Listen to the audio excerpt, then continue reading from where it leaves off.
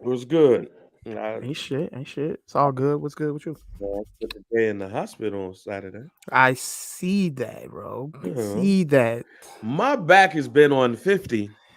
And you're about to turn 40. Yes, that shit was on 50 for about a week and a half. That's how you know that you that 40 is coming faster than you know. So was like my back was fucked up.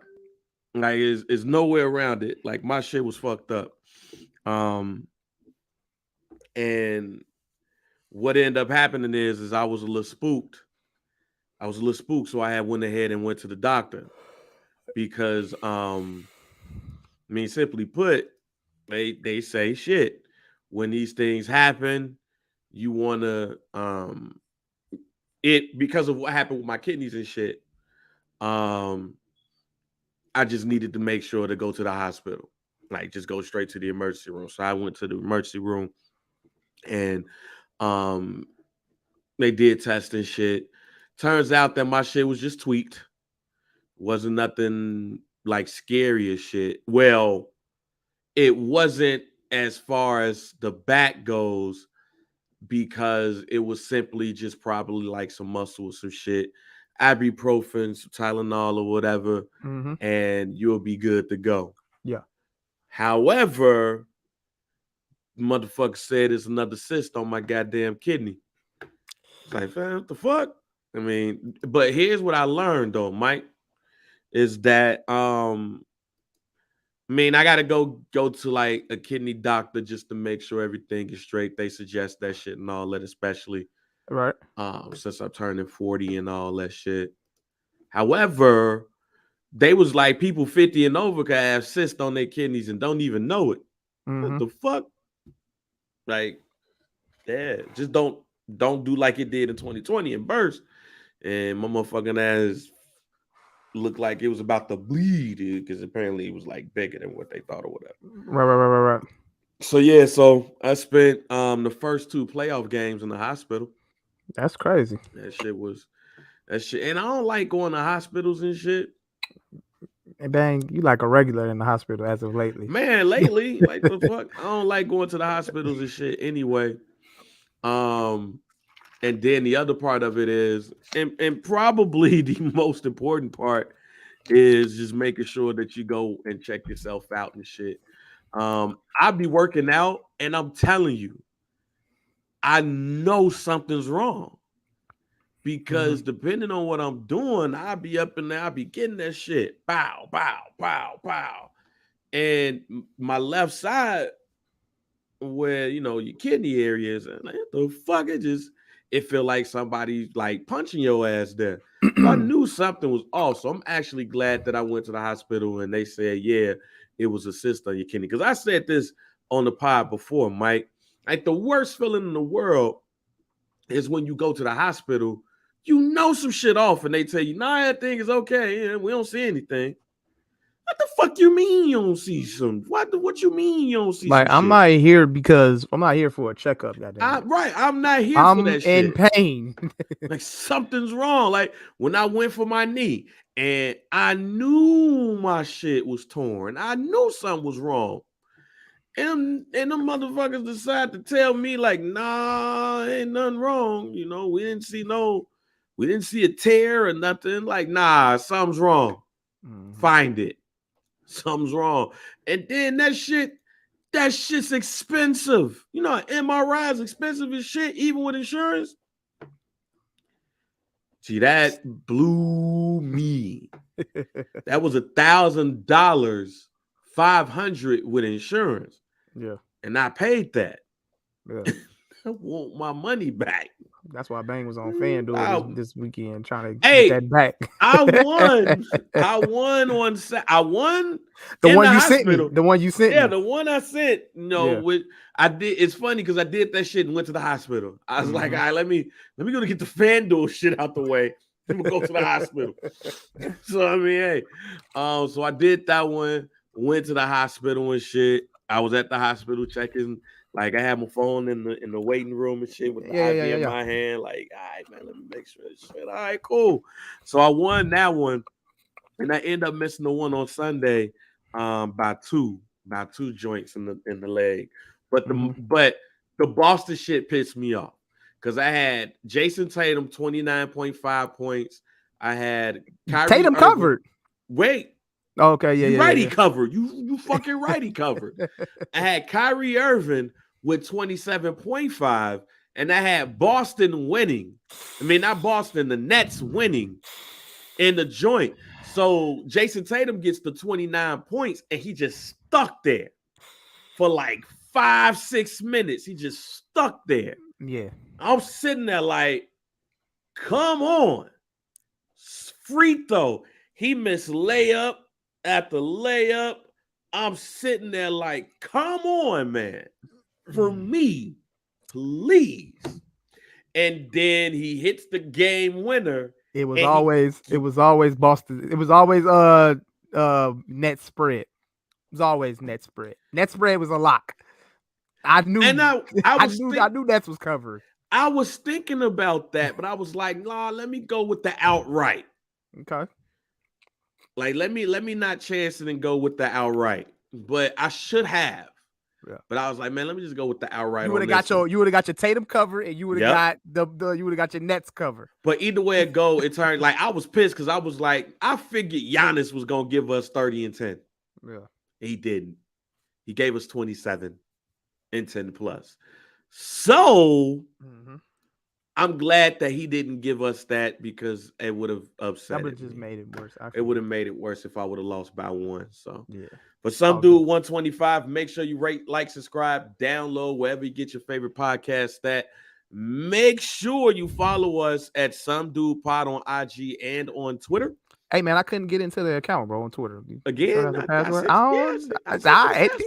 shit didn't work, bro. I was trying. We'll look at that later though. I couldn't get in though. Yeah, I sent you the password. I'm in. That wasn't the password for it wasn't working. We'll talk about it. It was. I'm telling you, I'm gonna send it to you now. All right, we'll see. I'm gonna send it to you now. I got the message that you sent me, bro. Yeah, did you put the right shit in there? Did you? I was almost 100% sure. Try what I just hit the question mark on again. Try that. Right, I see that, and I copied it. That's what I'm in as, Mike. And then, I'm not trying to lock you out the pass of off of Twitter. Okay. Yeah, he's locking me out. And then I added. I'm trying to add it because I use TweetLogix. Okay. As but it makes you, but you have to like log in first though. Like, yeah. Our username is on Twitter is Some Dude Pod. Yes, no hashtag none. It's Some Dude Pod. Some Dude. But we're getting to that. Go ahead. Yeah. Make sure you go ahead and get the merch. The spring is letting up. Weather's getting nice. Go ahead and get the merch. Match it with your shoes and all that shit. Get into the pod. The passing. The passing of DJ K Slay. Yeah. For those who did not know, DJ K Slay was had dealt with a terrible bout of COVID-19. I thought that things were getting better. Mainly because you didn't really hear about it either. Right, because we heard about it maybe a few months ago, and then it kind of like, dwindled away. We didn't hear much, and then all of a sudden, boom. Then kind of like, damn, we forgot that he was actually sick. Right. But I had saw Whack 100 send out an IG story saying rest in peace K Slay, DJ K Slay. I went on Twitter, was like, yo, did he die? And Cap's like, no, I ain't seen that shit. But then a little bit after that, the family others had confirmed that DJ K Slay has passed. He was only 55 years old.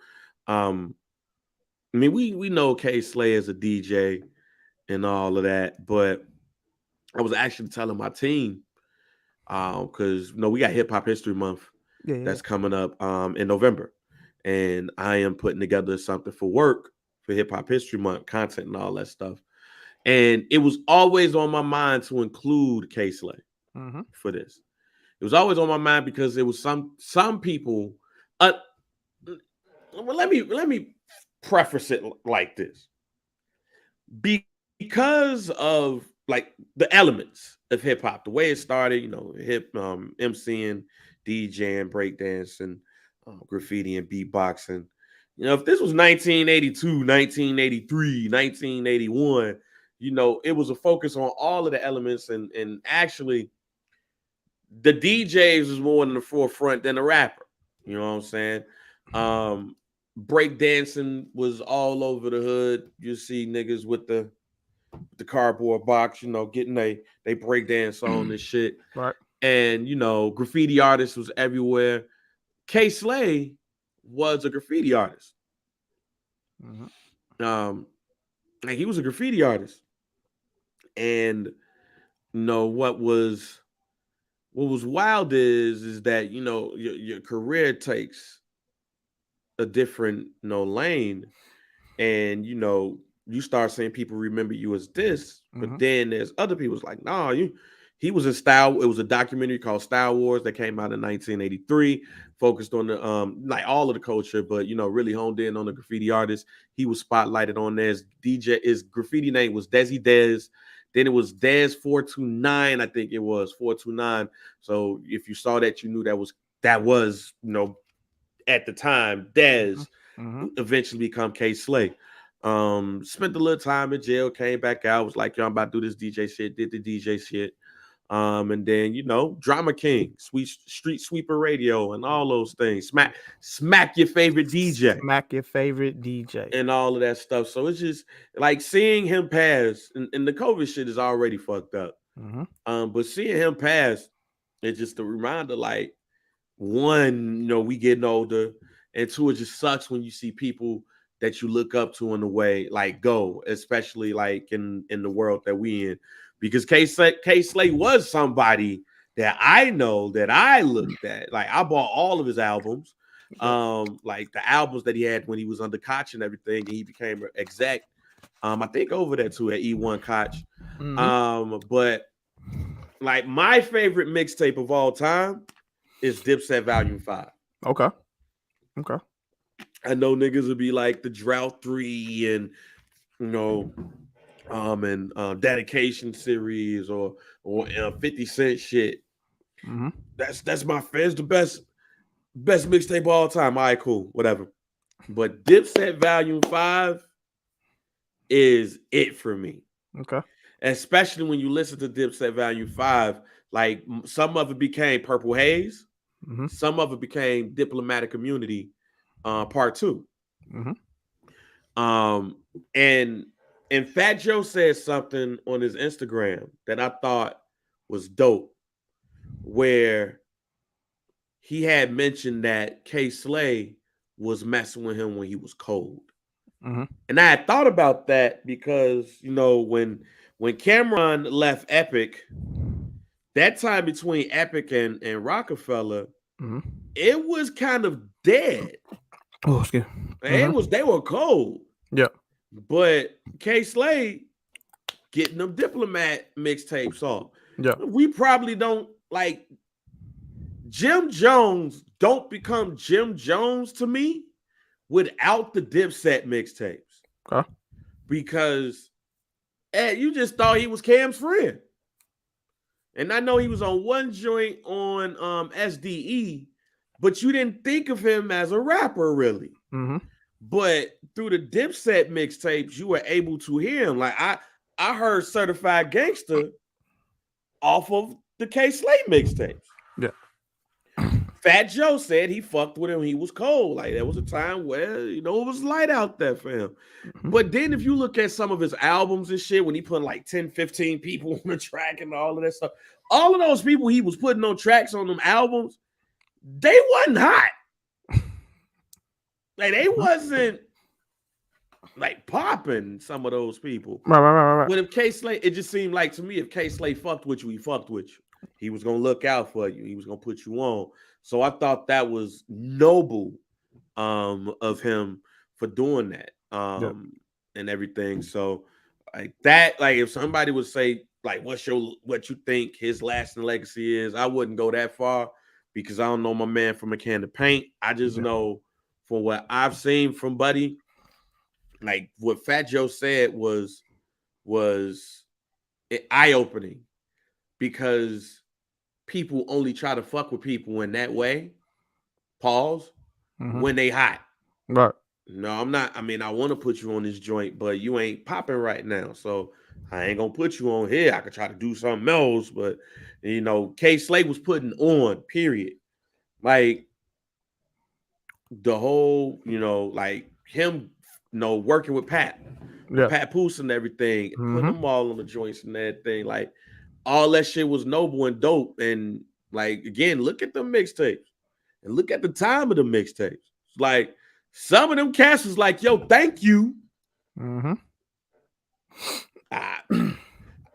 Niggas wasn't about to put me on, but thank you. So rest in peace to the Drama King, man. Yeah, and you pretty much touched all bases, and I'll just add to it by saying that when you talk about Kay Slay, you think about him in the same echelon as Funk Master Flex, as DJ Clue, as like DJ Drama, all these DJs who had these series of like mixtapes when they were putting artists on, So when you talk about those DJs, Kay Slay has to be mentioned. Yeah. In that criteria with those other DJs, you know what I'm saying? So when you just like I said, you touch base on everything, but like that, I just want to add that in there. So when you think about Kay Slay, you know what I'm saying, you always think about those DJs that was doing it too, like as far as like putting artists on, creating a whole mixtape series, like Street Sweepers, like I'm saying, Street Sweepers, and then Drama Guy, you know what I'm saying, Gangsta Grills, Clue had The Professional, and you know what I'm saying, Funk Master Flex had what was Funk Master Flex joint? His The Tunnel, you know what I'm saying, shit like that. So like these guys, one like of them, yeah, one of them, yeah. But like these guys created these mixtape series to put artists on, and Kay Slay was one of the DJs that was doing it too. So, yeah, so like I said, rest in peace to Kay Slay. Rest in peace. So, all right, man, let's go ahead and get into some of the nuts and bolts, man. Pusha T album comes out on Friday. Internet got it. Yo, that's what's funny about the internet having this shit right now, bro, is like it just take you back to when albums was leaking. What like time. It used to be like you used to want to be the guy that had the album first, the album leaking. And I used to be on that shit. I used to make sure, like, soon as the album leaked, I'm on LimeWire, download that shit immediately to put on my iPad, on my iPod. Like, I'm looking for the links and shit. Barry hit me earlier, like, yo, you got the link to that Pusha? I'm like, what you talking about? I'm like, hold on. Yeah, I mean, we don't know. We don't know. Just know allegedly, the internet got it. Allegedly. We just know the internet got it. That's all we know. But when Barry hit me, I had to see if I still had it. You know what I'm saying? And come to find out, I still got it. Yeah, man. I can find an album, goddammit. Man, and thank you for that, allegedly, reportedly. But what a time, man. I had hit my cousin earlier. It was like, yo, it's like 2003 again. Like, not even just LimeWire. I miss Rap Godfathers. Yeah. Rap Godfathers was the one for us. Yeah. Get that shit 3 days in advance. The reason why my iPod was so filled was because of Rap Godfathers. Actually, what's crazy too is I have YouTube Music that was once like Google Play. Yeah. Google Play Music. They just, moved it there, and they moved all of the music. So it was one day that I was sitting at the crib, like I wanted to listen to Bilal's, what was supposed to be Bilal's second album, Love for Sale, but they never released the joint because they felt like the public wasn't gonna fuck with it or whatever. And I was like, damn, shit. I ain't got my hard drive no more. Yeah. Where is it? Where can I find it?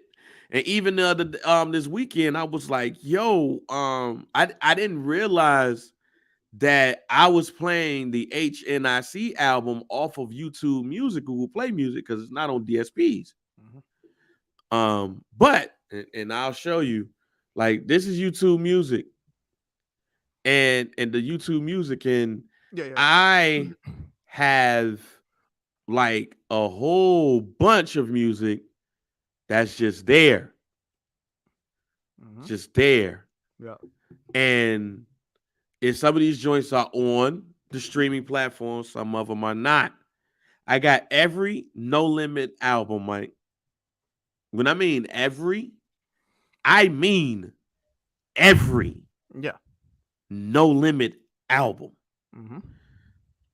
Like even the compilation joints. Yeah. The album that Ja Rule was supposed to release, and they pulled it at like the last. I got that. I think I got that too. And it's a couple of other joints, but I got every Prince album that was released at the time. I caught that. I caught that. I got I caught that folder. I got a Prince. I have the Prince folder. Yeah. It's like I got a whole bunch, and I'm just sitting there like, man, I'm glad I didn't throw this away. I'm glad that I did. I'm glad that I converted all of my shit digitally, because I'm just sitting there like, man, I would have been sick if I didn't have some of these joints. And then some of these joints, are not on DSPs, and some of them are. I'm looking at Usher's first album. Damn, the Flash got arrested again. They ain't making the Flash, fam. Who? The Flash, the dude that played the Flash. Oh, he got arrested. He got arrested again. Oh yeah, and I want to correct myself too. I know I said when we was talking about the K-Slay thing, Funkmaster Flex's DJ series was 60 minutes of funk. Yep, 60 minutes of funk. And then he put out the album The Tunnel. So I just wanted to, put that out there just in case. With Big Cap, rest in peace to Big Cap as well. Yes, sir.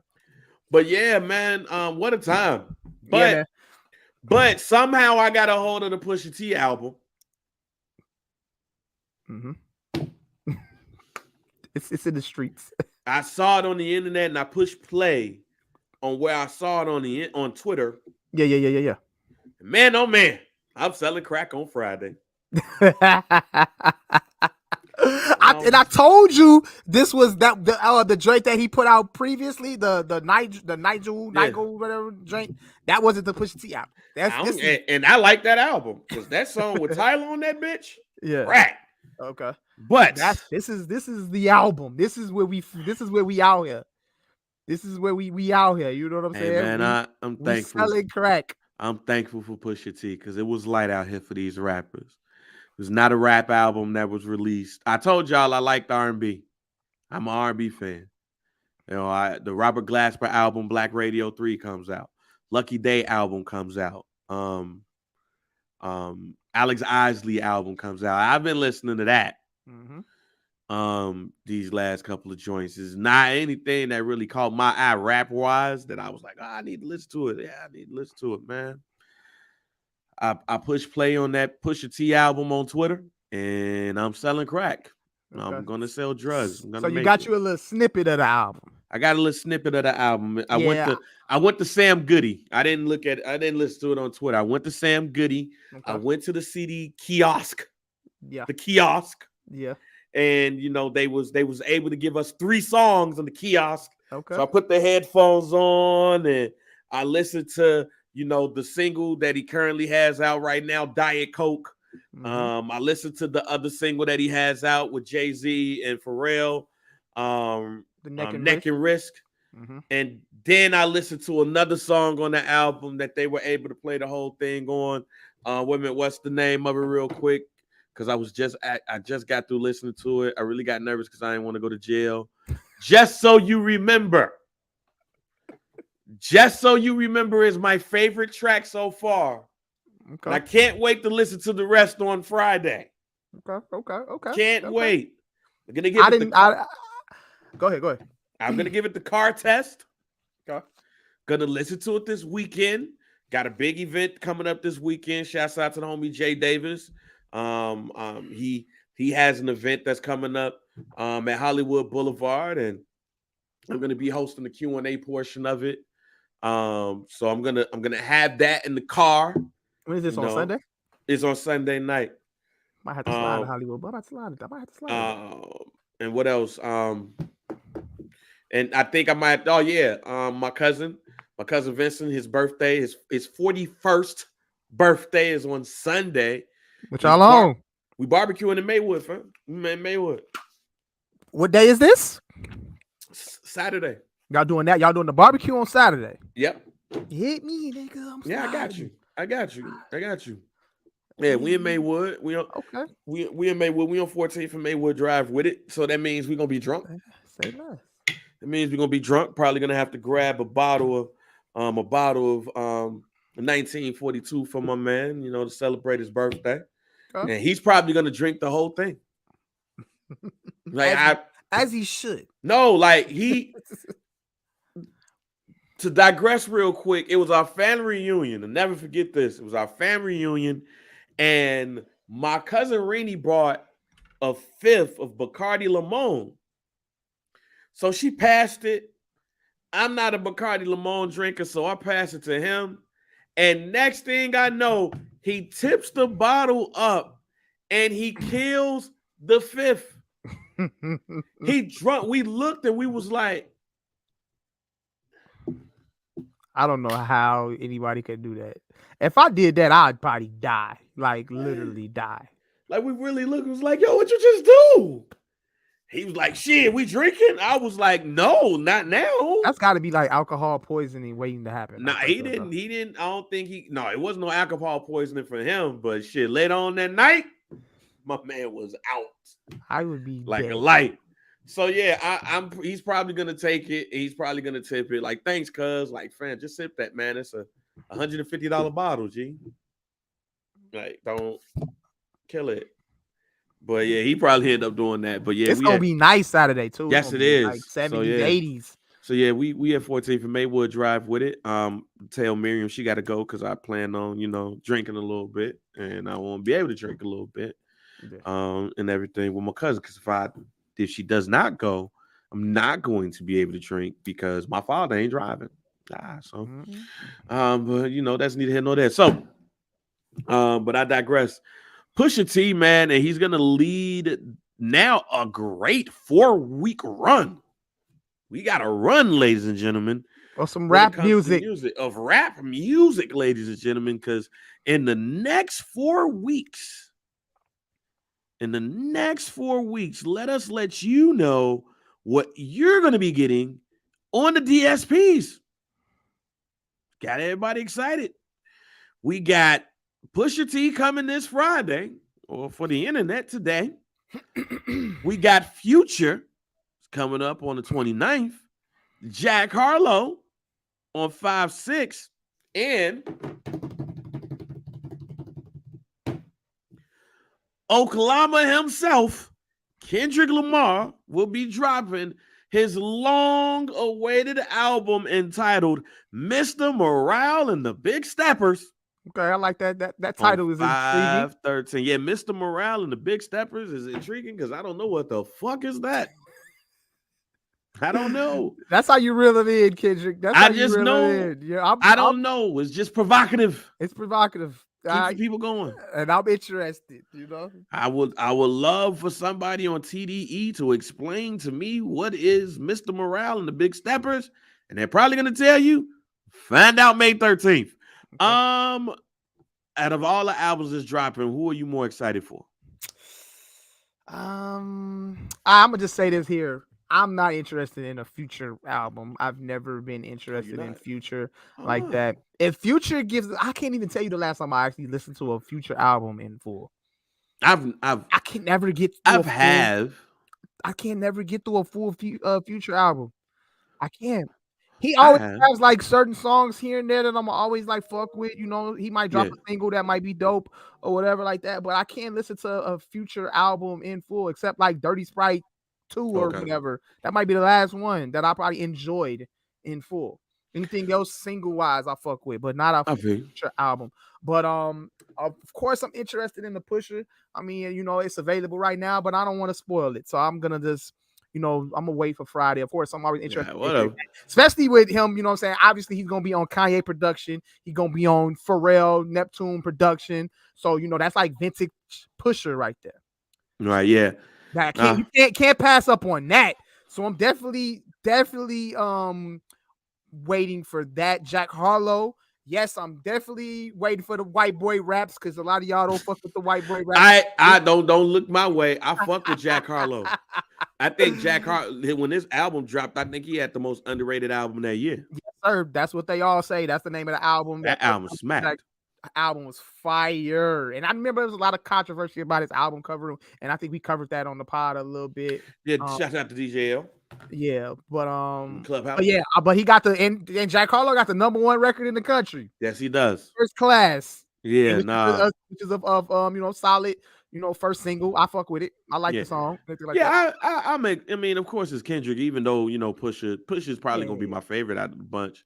And I'm not saying that because I don't fuck with Kendrick or nothing like that, because I do. I like he definitely has on one of my favorite songs of all time with How Much a Dollar Costs. Like when I be trying to figure shit out, that's a song that I put on, How Much a Dollar Costs by Kendrick Lamar. But you are definitely critical, and you're standing on the fact that Damn was very overrated. I don't like that. I'm sorry, I don't like Damn. I don't like Kendrick Lamar's Damn. I don't like it as a rap album. But winning the Pulitzer Prize out, like winning the Pulitzer Prize, like was having a conversation earlier today. If Kendrick Lamar is more of a rapper with bars, and this is if you had to choose, not one of those situations where he's both. No, if you had to choose, is Kendrick Lamar a storyteller?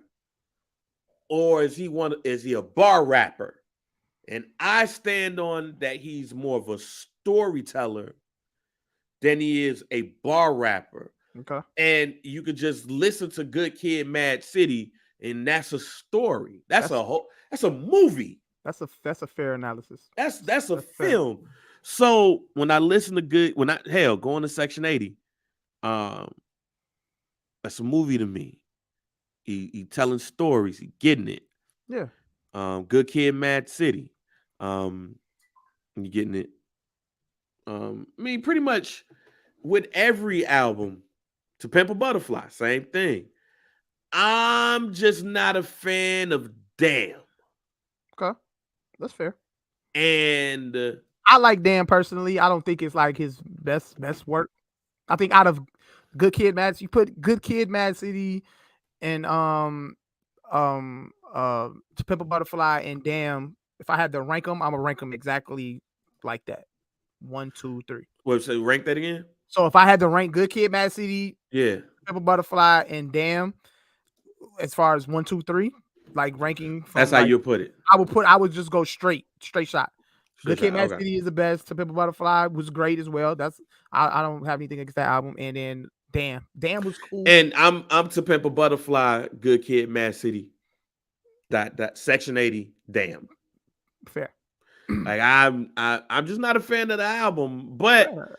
And this is why, like, when we have conversations with music, you have to have the conversations with the right people. Because while I am not a big fan of Damn, I understand his impact with winning the Pulitzer Prize. Get it? The first rapper to do so.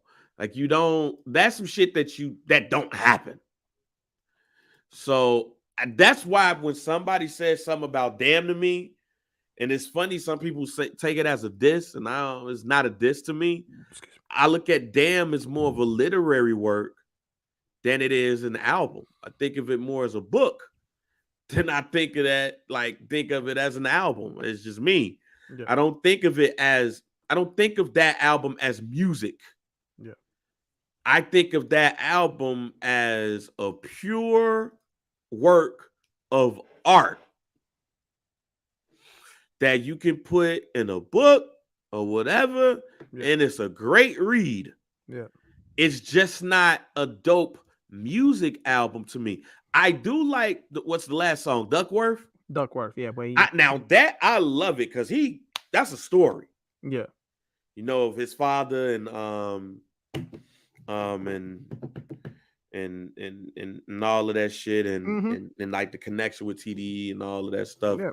But yeah, as an album, I wasn't listening to that shit. I was like, no, I'm straight. So that's why I am. You waiting for the bounce back? I'm waiting for my version of the bounce back. Yeah. Like, y'all are gonna listen to me and be like, man, Bang tripping. He don't like damn. He tripping. No, I don't like it. I'm gonna say that out of these, I'm gonna say that this album might be your favorite Kendrick album. Watch it be your favorite Kendrick album. I mean, or it might just be like that into Pimp a Butterfly, because I know how much you love to Pimp a Butterfly. Yeah, it's gonna be right there neck and neck. Watch. I hope so. Mm-hmm. I hope so. Because it's been a while, fam. It's been a while. Out of those 4 albums, though, I'm interested in 3. I'm equally anticipating Kendrick, Pusha, and Jack Harlow. And that's the other thing too, and not trying to put, not trying to be disrespectful to Kendrick. I don't want it to sound that way, but or doubt Kendrick, because I also didn't like Family Ties. Family Ties was fire. Yeah, I don't like Family Ties. Top of the morning. Nah, I'm straight. That was a good record. It was a good record. That was a good record. No, that's Family Ties. That's the other joint. The Top of the Morning was the record that's on the album. What's that? Ain't that Family Ties? No. The Top of the Morning joint is on the album, on the Baby Keem album with Kendrick. Kendrick is on that record too. So the video, Top of the Morning, what's the name of that song? Hold on. Yeah, that's Top of the Morning. No. Hold on, bro. Range Brothers. Oh, that's what it is? It's 2 different. No. Family Ties is Family Ties. But the Top of the Morning joint is the Range Brothers record. Oh, okay. I don't like Range Brothers then. Okay. But that song is on the Baby Keem album. Okay, well, I don't like that song. Whatever song where Kendrick is saying Top of the Morning, I don't like it. I don't like it. Whatever, all right? No, Family Ties is a totally different. That's the song when Baby Keem dropped, and then Kendrick Lamar finally like emerged back on the scene. Yeah, and said, raised out the car some shit. Yeah, you know what I'm saying? New flows coming. Yeah, new flows patient, coming, brother. Be patient. And here we go. And I was like, I'm straight. So you didn't think Kendrick smoked that song? You didn't like that? I don't like the song. You don't like Family Ties, neither. I don't like the Baby Keem album. That's fine, but I was saying Family Ties. I don't like Family Ties. No, I did not like Family Ties, and I don't like Range Brothers. It looks like. Okay, so but look though, on the Kendrick record, on the Family Ties record, the beat kind of switched up and Kendrick kind of like took over it. So you didn't like Kendrick's version? No. All right, cool. Just making sure. I'm just clearing everything up. It's clear, and I ain't like it. Nah, that's crazy. I ain't like it. I ain't and like you it. And you don't like Range Brothers. That's what you're saying. Nope. Top of the morning. Let's get this shit. Let's get the shit. I'm straight. Made for a good TikTok. This is great TikTok. It's great for social media. Don't fucking be rising. Top of the morning. Let's get the shit. Yeah, I'm straight. I'm good on that song. But if y'all like it, I love it. But if it's not playing in my headphones. With that being said, I would like hearing that. For me, I was nervous and worried because I was like, damn, it's been a while. It's been a while since we really heard anything from Kendrick. It's been a while. So it's like, you don't want that person to drop and it's Huff. It puts me, am I wrong in thinking this? The longer you wait, the more pressure it puts on you not on you. Because I don't want to be that guy to be like, man, all that pressure that they put on you. Now you coming out with an album. It's been 6 years. But I do think it is something like for you to create a body of work that you feel like you want the people to listen to. It's been about 6 years since you dropped an album. And I mean, it ain't been 6 years, but I'm just throwing out a number.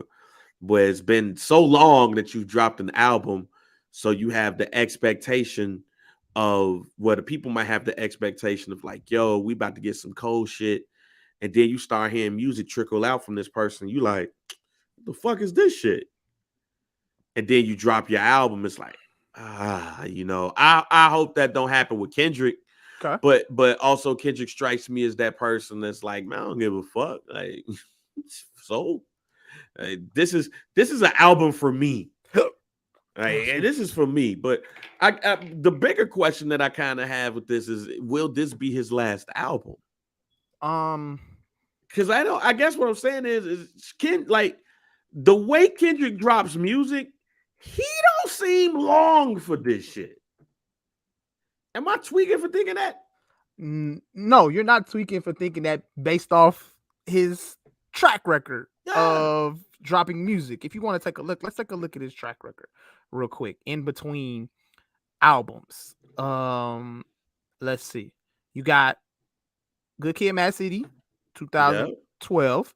And then it took him 3 years to drop To Pimp a Butterfly. Yeah. And then 2 years for Damn. Damn came out 2017. Oh, so it has been. So now it's been 5 years. So I was close. So this is a 5-year run right here. So this is 5 years of no Kendrick, no music. Damn. I mean, we get little pieces of him here and there, obviously. But obviously we know that he's saying that this is going to be his last album with TDE. As far as we know, this is his last album with TDE. TDE, right. No more albums on TDE. So that's what we know so far. So, and obviously we see what he's doing with his new record label because he has Baby Keem on the record label, the PG Lang. The PG Lang. Yeah. So it looks like he's, embarking on something new with as far as like a record label, company, whatever it is that they got going on with that PG Lang thing. So maybe he might drop this album, for contract obligations. And he might come right back. Come right back next year. Like basically like the Frank Ocean joint? Possibly. Yeah, possibly. I could see that. So this could be one of those situations. I don't see this being a Kendrick Lamar's last album, but I'm gonna say that I think that if he does drop, I think he's not gonna take long to come right back out again with something. If it ain't already queued up, shit, he might have got 2 albums ready. He might, yeah. He might got 2 albums ready. Who knows? I mean, it's sucks that this is his last album with TDE, and I think it's sad that he's not, going to be affiliated with TDE anymore because we never are going to get the Black Hippie album, the album that I think we wasn't getting that in the first place. I mean, but it was something that was like realistic when you really look at it. It's something that if you look at it, it should have, could have set y'all ass off. Should have happened. Low key though. They sent y'all ass off with that Black Hippie album. They did. They definitely sent us off. But I mean, it wasn't something that I was like, fiending for. But I thought it was something that could have happened though. And when I say sent y'all ass off, I mean that in a good way because it built anticipation for all other projects. Yeah. And they threw out the Lucy. I think that was on Schoolboy Q album and everything. Mm-hmm. But I ain't heard from Ab-Soul. Ab-Soul was garbage anyway. But J-Rock, I think J-Rock. I always stood on that. You can go back and check my social media. I always stood on Ab-Soul being Ab-Soul. I think his album. When I listened to his album, that's like the first album I ever listened to, and I actually fell asleep. Ab-Soul. I fell asleep listening to his album that he dropped. Well, let me see. What was the name of this Ab-Soul album? Boy, that album was so huff. You wild, fam. I ain't gonna say he can't rap, but his music just didn't do it. Wild, fam. You wild. You wild on that one. Definitely fell asleep on the Ab-Soul album. Let's see. What album was it? Let me see. No, it wasn't that one. These days, I think it was Control System. Maybe. Or it might have been These Days. It don't even matter. I fell asleep. You wild on that. I fell asleep. But anyway, though, he can rap. So for that fact, I'm cool with, wanting that Black Hippie album because I love niggas that can rap. He can rap. So hearing him, alongside the other members of Black Hippie would have been dope to catch. That's cool. But J-Rock just emerged back on the scene. I think he cooking up something. So I can't wait. I fuck with J-Rock and I fuck with Schoolboy Q. 90059 is still my other than Kendrick, that might be my favorite TDE album. I think J-Rock is hella underrated. I fuck with J-Rock heavy.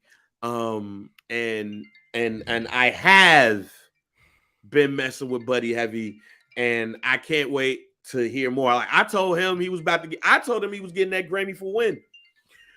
He had came to the studio to do an interview, and I told him like, "Yo, how it's gonna feel when you get that Grammy for When? How that's gonna feel?" And he ended up getting the Grammy for When. So I can't wait till J Rock drop something. So you be getting jiggy to Ab-Soul shit? Like you like Ab-Soul music? Yeah. Bad boy got me. I mean, I put people in a proper perspective though. When I want to hear want to be barred up, I'll go listen to some. Like when it comes to TDE, if I want to get barred up, I'll go listen to some Ab-Soul. He can rap, but his music is garbage. Okay, all right. I'm not here to argue. I'm just saying.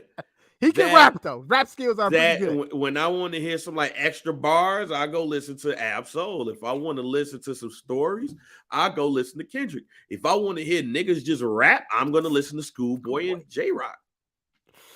There's something for everybody on TDE for me, and I'm getting into Isaiah Rashad more. So like even though I was already like rocking with Buddy Heavy. But his last project was dope as shit. And I think, you know, because of bullshit, it probably didn't get the look and the claim that it deserved. But yeah, there's something for everybody. When I want to hear somebody sing, I'll go listen to SZA. So there's somebody for everybody, but then Kendrick is about to leave. So, where does that leave TDE? I think TDE is straight. I think TDE is straight anyway, because they got SZA. And you got the R&B lane right there. You don't have anybody as big as Kendrick and stuff. We don't have that at the same time. I think it's still quality label. I still think they do their thing and everything. You got quality music coming from that label. As far as star power, it's SZA and then everybody else. Don't get me wrong. Like I love Schoolboy Q did that Tiger Woods joint. I thought that was dope. And for those who don't know, Schoolboy Q is an avid golfer, people. Mm-hmm. He's an avid golfer. I thought that was dope. And he's Grammy nominated as well. And he has some dope songs. It's just he doesn't scream star the way that Kendrick does. And that's what the label is probably going to be missing. Mm-hmm. And I don't know until they replace that, the star power. But the music though, I ain't worried about that. They're gonna always give you some quality slaps. Especially, but it's just that they don't drop. They just don't drop as often. They're not on the scene. But see, when they get on the scene, they stay on the scene for their little run, and then they disappear. I'm not mad at that though. I'm not mad at that because when I look at it, like that's how shit used to be back in the day. Yeah. Like, you drop an album and you go away for a little bit. You got to make the people miss you. I mean, that's with certain artists. Every artist didn't do that. I'm talking about as far as the 90s and the 80s too. And some of the 2000s. Yeah. Like it just really depends on the artist and the product. But yeah, it was people dropping like yearly or every 2 years. But the point that I'm making is it's all about making the people miss you. See, the Kendrick album on the 13th is special because you miss him. You miss him. You miss Kendrick. Don't you miss him? Absolutely. I miss Kendrick music too.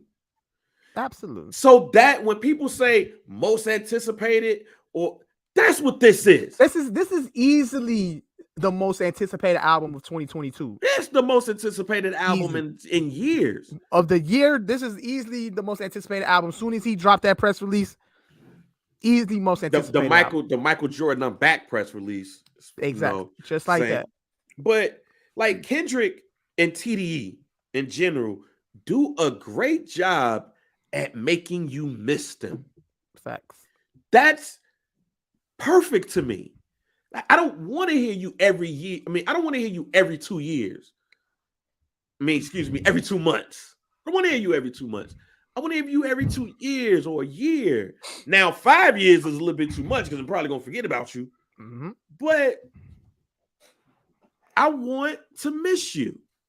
I want to anticipate your body of work. And I can't anticipate your body of work if you dropping every two.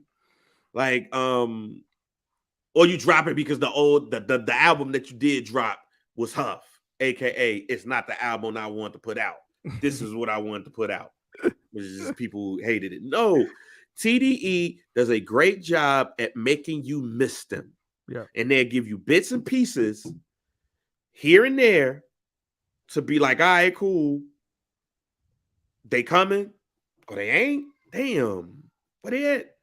And then when they drop, it's like, all right, man, thank you. And you sit with that piece of work. Right? Even with Sir. Sir is somebody that I look at like, no, he got to drop. Mm-hmm. I'm waiting for new Sir music or whatever. But he's probably working on it, or he probably sitting at the crib with his wife smoking. Yeah. I don't know.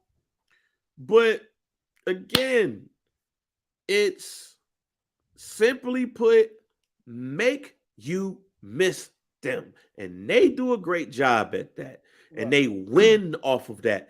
If and when Ab-Soul drops, you not gonna go crazy, but Twitter gonna go nuts. Oh, it's a new Ab-Soul. Oh shit. Schoolboy Q. Oh shit, is another Schoolboy Q joint. J-Rock. Oh shit, is another J-Rock joint. We went nuts off of a press release. Yeah. We went nuts off of a press release for Kendrick. So what you think 513 gonna bring us? And if he drops a song between then and 513, oh. Hey. So no, they do a great job. They do an outstanding job at making you miss them.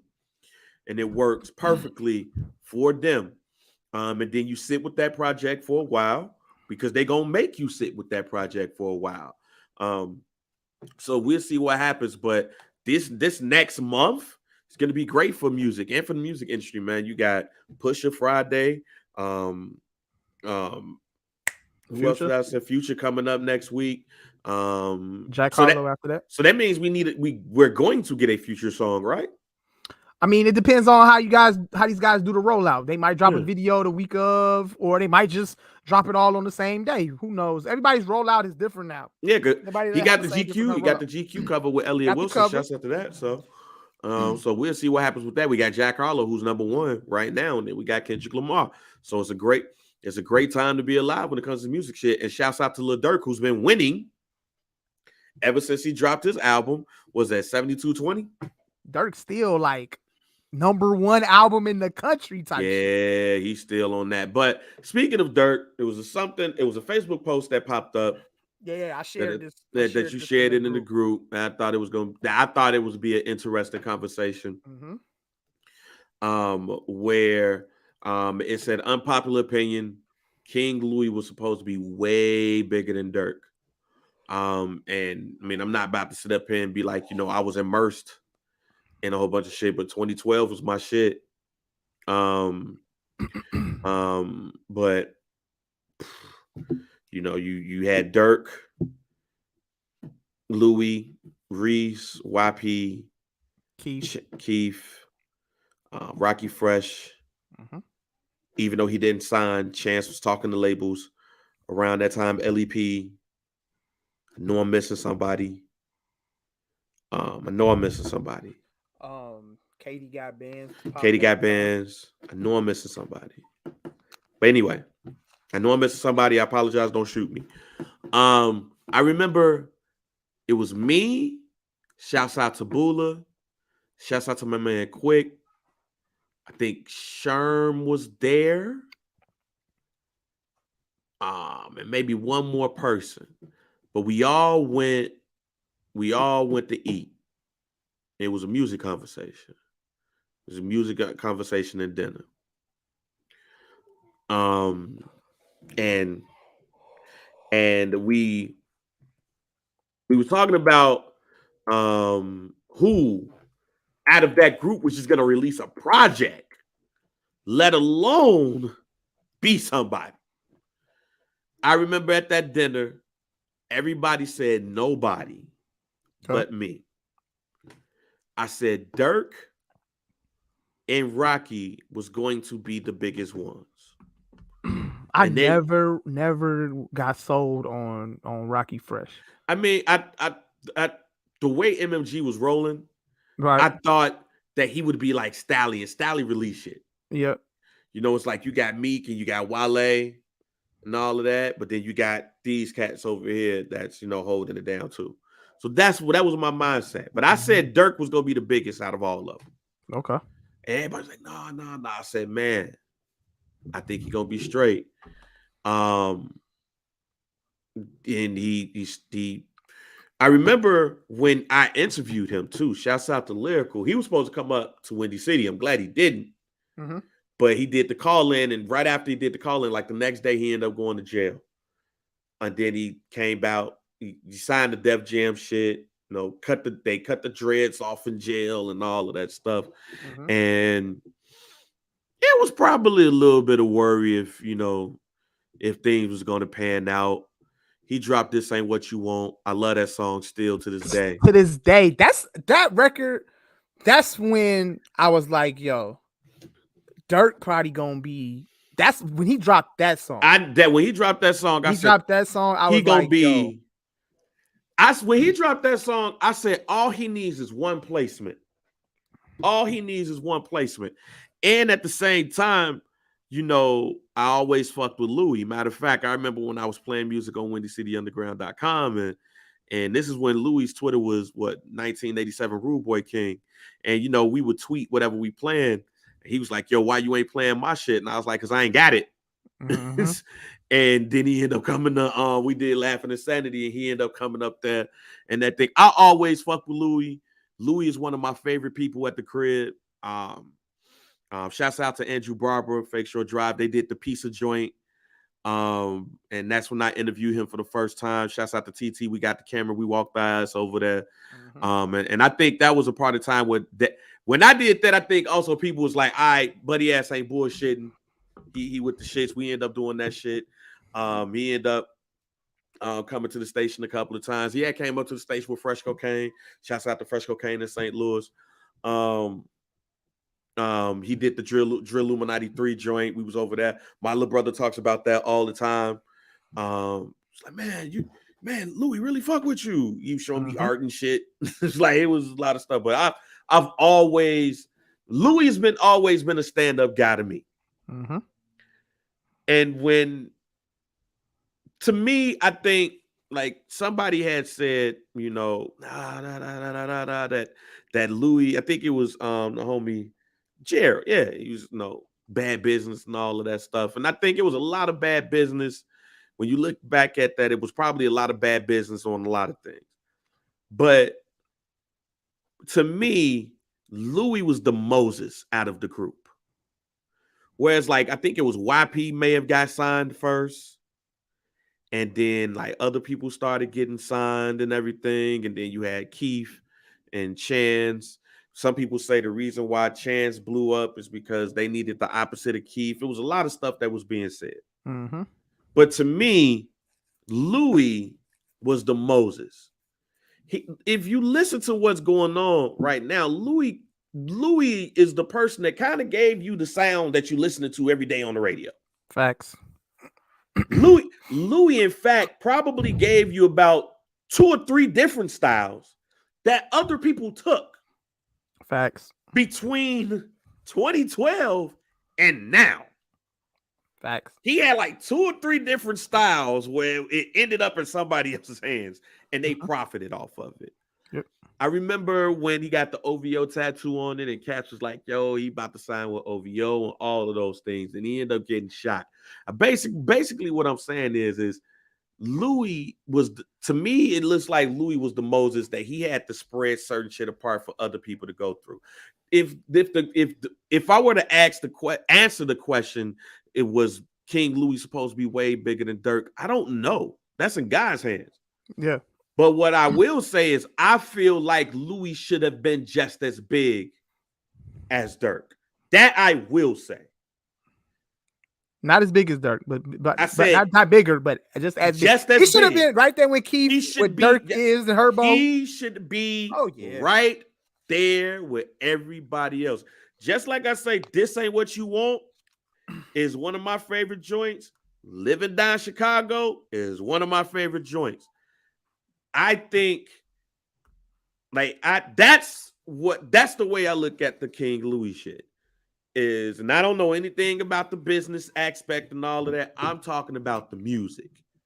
I think he should be just as big as Dirk is, and Herbo and Polo G and Cowboy and all of these young cats that's at the crib that's moving around. I think Louis, I wish that he was just as big as that. Unfortunately, things happen where that is not the case.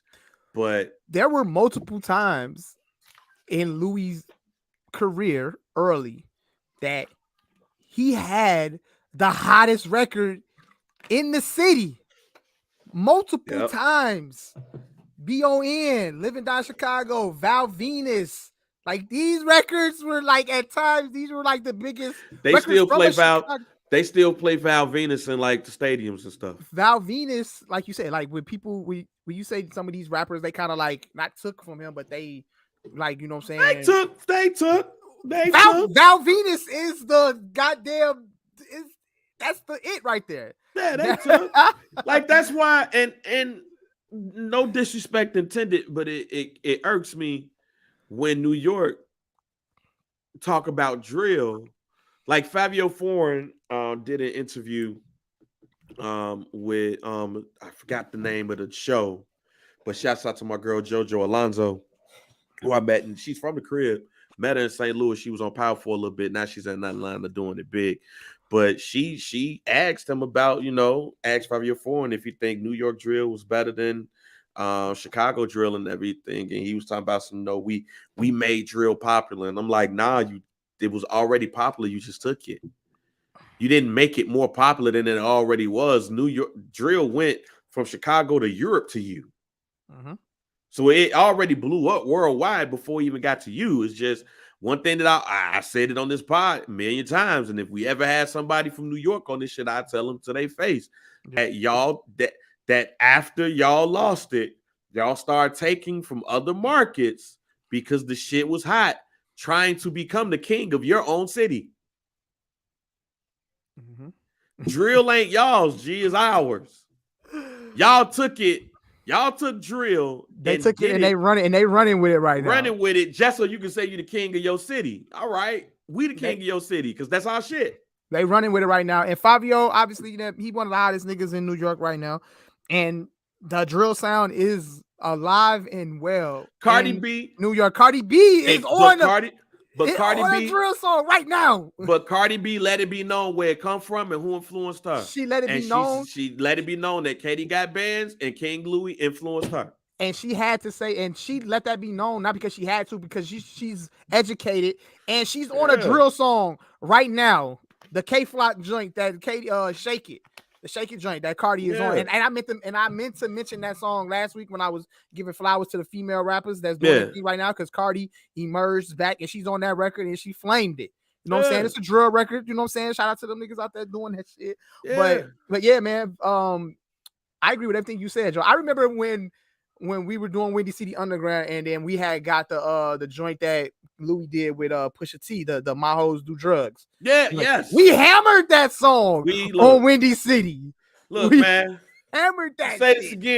We say this again. All right. We probably don't toot our horn enough, but we don't have to. I'm gonna say this again. We was on the forefront of a lot of shit, playing a lot of music before anybody ever touched it or wanted to touch it. A lot of stuff got played off of what we were putting out there. Yeah. All right. And we got shit and we was like, all right, we gonna play it over here. And that's why we was very supportive of what was going on in the city. And that's why we could have some of these conversations, because we was the ones who was playing the music. We were the ones who was on the forefront. You had Andrew and RTC that was on the forefront of the blogs. You had David Drake, who was on the forefront when it comes to the mainstream articles at Complex and all that stuff.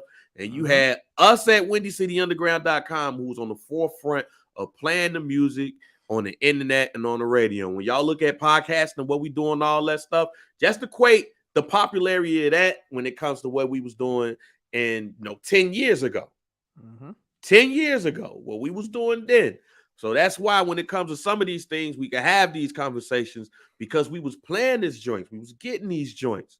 But that's what it was. It was blogs. Andrew and RTC got them joints. Mm-hmm. Them articles, David Drake got them joints. Yep. But playing that music on the radio. Ooh, excuse me. Yes, sir. That was us. And we was playing everybody. And we were making sure that the artists knew that we was playing. And we was making sure that they knew it. So that's why I can say that, man, I wish Louis was as big as a Dirk. That's somebody, and there's a lot of artists that was out there that deserve their flowers. So I hope that people didn't take. I mean, I don't know why Buddy made that Facebook post. Yeah, when I saw it, I was just like, this is a fair opinion, but it's fair opinion. Fair opinion. So I'm like, let me share this real quick. I hope it was for flower reasons, though. Yeah, more than anything. I think it's just off the fact that we see how big Dirk is, and you know what I'm saying. We love to see it. Yeah, but when you really go back and look at Dirk's peers and look at some of the other artists, and then you really think about it, like, yo, you really look at it. King Louis was like the start of that drill shit. And not to take away from anybody also, because I don't want to take away anything from Dirk either. Like, I remember Dirk came to St. Louis and he was one way. Yeah. And then before I left St. Louis, it was a totally different Dirk. Yeah. What I mean by it's like media training and interviews and shit. Like, you will be surprised when you see certain people do interviews how terrible they are or how unprepared they are. They really just don't give a shit. And I don't want to say that he didn't give a shit the first time he did the interview with Plus, but it was just like, But then before I left St. Louis, and shouts out to my man Ola, like, we was talking, and I told him, I said, hey, yo, this is different Dirk. It's time. Mm-hmm. And then I started seeing them do interviews with other people and everything. And I was like, yeah, it's a totally different time. Like, I feel it. Mm-hmm. It's a totally different time. And now to see him where he is right now compared to the phone interview, yeah, it's a totally different Dirk. So I definitely also don't want people to take stuff away from him when it comes to that post, because that man earned it. Mm-hmm. Like, that man earned it and put in the work. And I'd be the first to say when he got that placement with Drake, I was like, that's it. Because again, when I heard This Ain't What You Want, I said all he needs is one placement. It took some years, but he got that Drake placement and he ain't looked back. And I think we get disappointed because when King Louis got the Kanye placement on the Yeezus album, we was like, that's what we thought King Louis needed to be gone. And it just never happened after that. It's something to say about Kanye placements. True, and that wasn't a song. And that song does a Kanye. Let me ask you. It was an album cut. It was an album. Let me ask you a real question. There's no diss to Kanye, anything like that. It's just a lot of people. It's just, you know, if you would have asked a lot of people, you know, one of the crazy shits they say is like, people don't turn around and put us on and all of that stuff. And you look at Kanye, like, I didn't know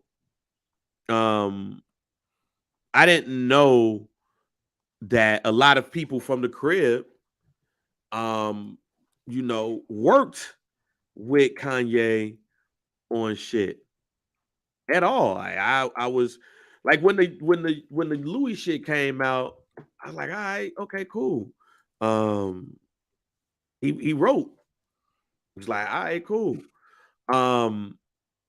And when you look at who's like Dirk, I think did something with him. I'm not for sure. Like, but Chance especially. Like, Chance gave that man ultralight beam, and it seemed like you know, Kanye kind of took that and ran with it. I mean, yeah, he did. He put it on his album, shit, and made it his. But gave Chance the ultimate glory and let him out rap him on it and everything. So I mean, if you really look at it, Kanye didn't even rap on that. Like once Chance got on it, it was Chance's song. Yeah, but I get what you're saying though, as far as like a Kanye feature. But what that song, what does that song with King Louis on the Yeezus album? I mean, it's a forgotten record, but it was a great song, and I was so happy to hear it because I was like, yo, this shit is perfect for him. And Kanye kind of catered to Louis' style on that record, and when you see that, you just expected more of those kind of looks for Louis.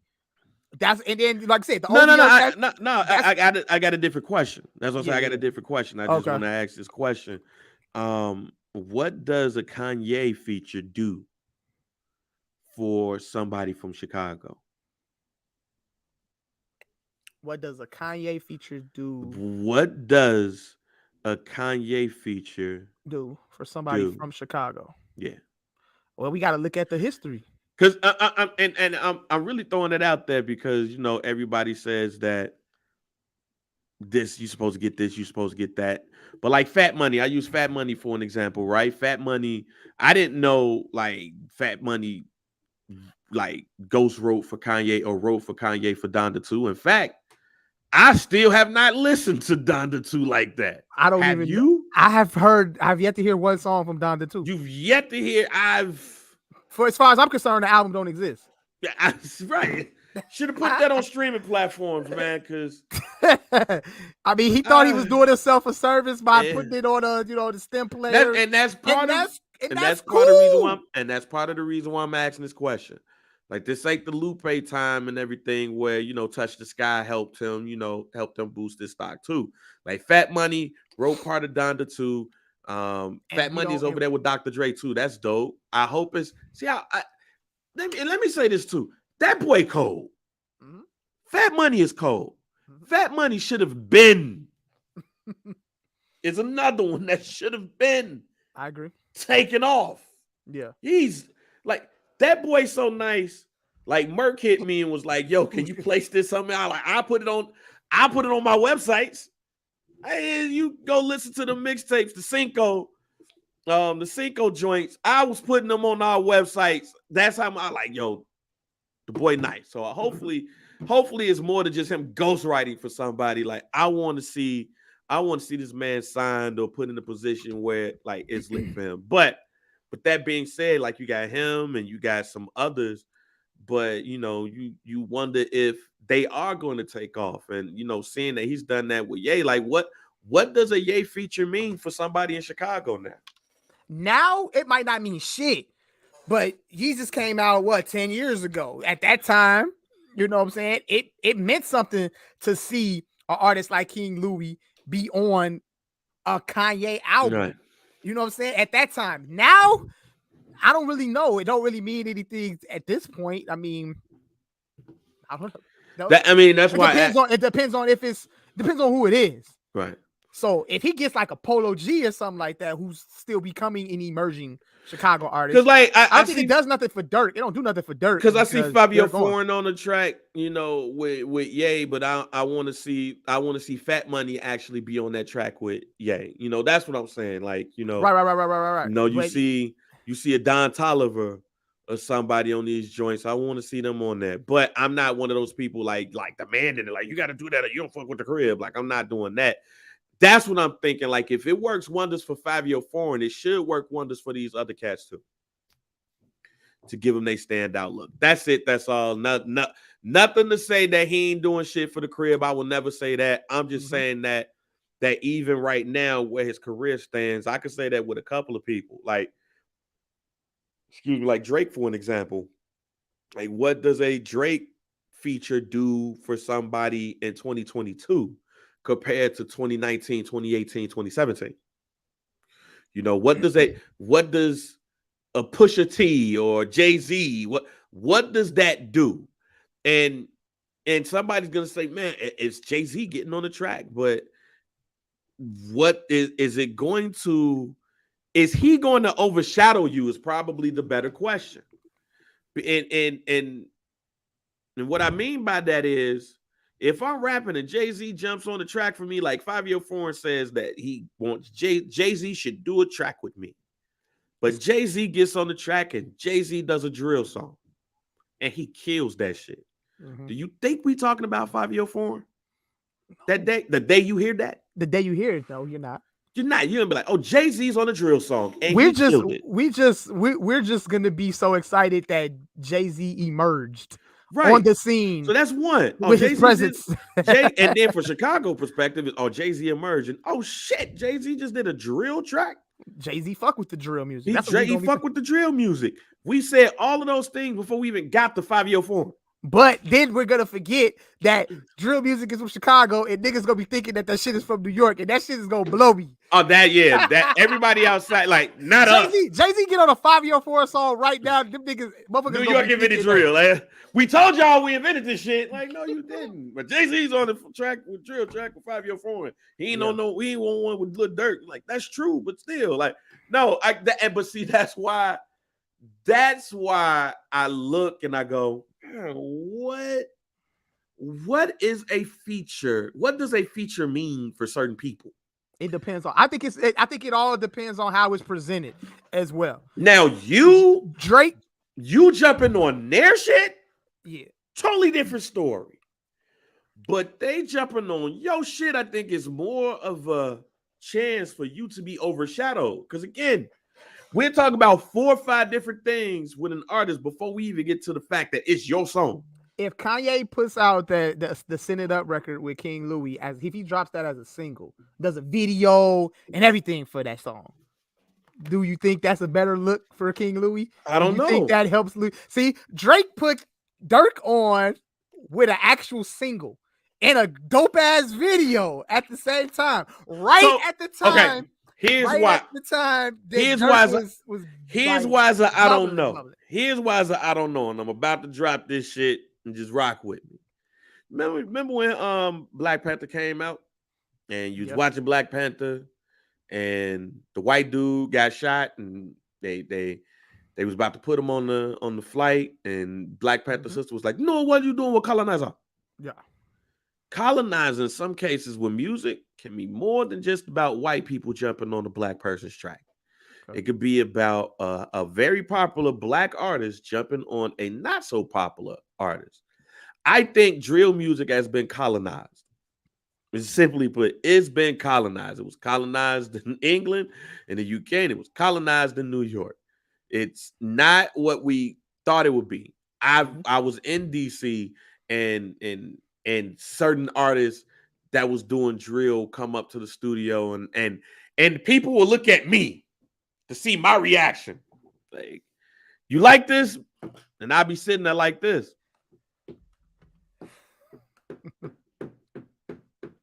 But we protective of our shit. Yeah. But at the end of the day, I think it was colonized. That's the best way I put it. Drill music was colonized and is no longer ours. And it's taken by bigger markets than us as well. So that's the other part of it too. Like New York is the biggest media market in the United States. Atlanta would never say that they run drill because they're gonna keep their own shit. See, that's why I keep saying what I'm saying about New York. While it's no diss, it is what it is. Atlanta gonna do their own shit, keep their own shit, might tweak it a little bit, but it's Atlanta. Mm-hmm. LA, Chicago, we got our shit. But New York is just they gonna take your shit and say that it was ours. Oh man. And then by saying it was ours, we do it better, but you're gonna be you're gonna be in front of more people to simply say that it looks better for us. It is what it is. And now you want to be the king of New York off of what you learned to do from us. When I saw people throwing up GD in New York, I was like, huh? When y'all start gang banging, like stealing all our shit, man. It's they Christopher Columbus in the shit. But it's more than just drill. Like New York has become Christopher Columbus. Yep. Simply put. And that's what hurts us. Because Christopher Columbus come in there and they do all of these things, and now they say they run it, and now you got people on Twitter thinking that New York came from drill, and now Chicago niggas got to go on Twitter and explain how drill started, and y'all wrong, but they don't care because it's something that I learned in history class. History is for the winners. History is for the winners. Imagine if, and it's relevant now. Like imagine 20 years from now in history class, you look at you think you're about to learn about slavery, but ain't nothing about slavery in textbooks. Because they don't want you to teach that. Yeah. Because of 20 years, by 20, 30 years from now, you're gonna forget. Oh man, slavery.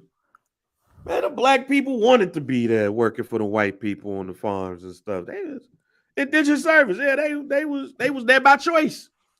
30 years from now. That's the way that they want it. No. That's New York drill. We need to ban CTR for music too. Because we're not ban it, we need to keep that going. Because people on Twitter are going to be uneducated and believe that drill started in New York. And then we're going to have Larry Legend on Twitter giving us the full gamut about how drill started and where it started. And people going to be in his timeline like, you lying. Yeah. We were there. How are you going to tell us that? And you know what they're going to say? No, we were there. We was in New York in 2017 when the first drill song came out. No, what are you talking about? Drill has been Christopher Columbus, G. It is what it is. And it's going to get to a point where years from now, we're not going to know nothing about Pop. We're not going to know nothing about Pac-Man. We're not going to know nothing about King Louie. We're not going to know nothing about how drill started at the crib.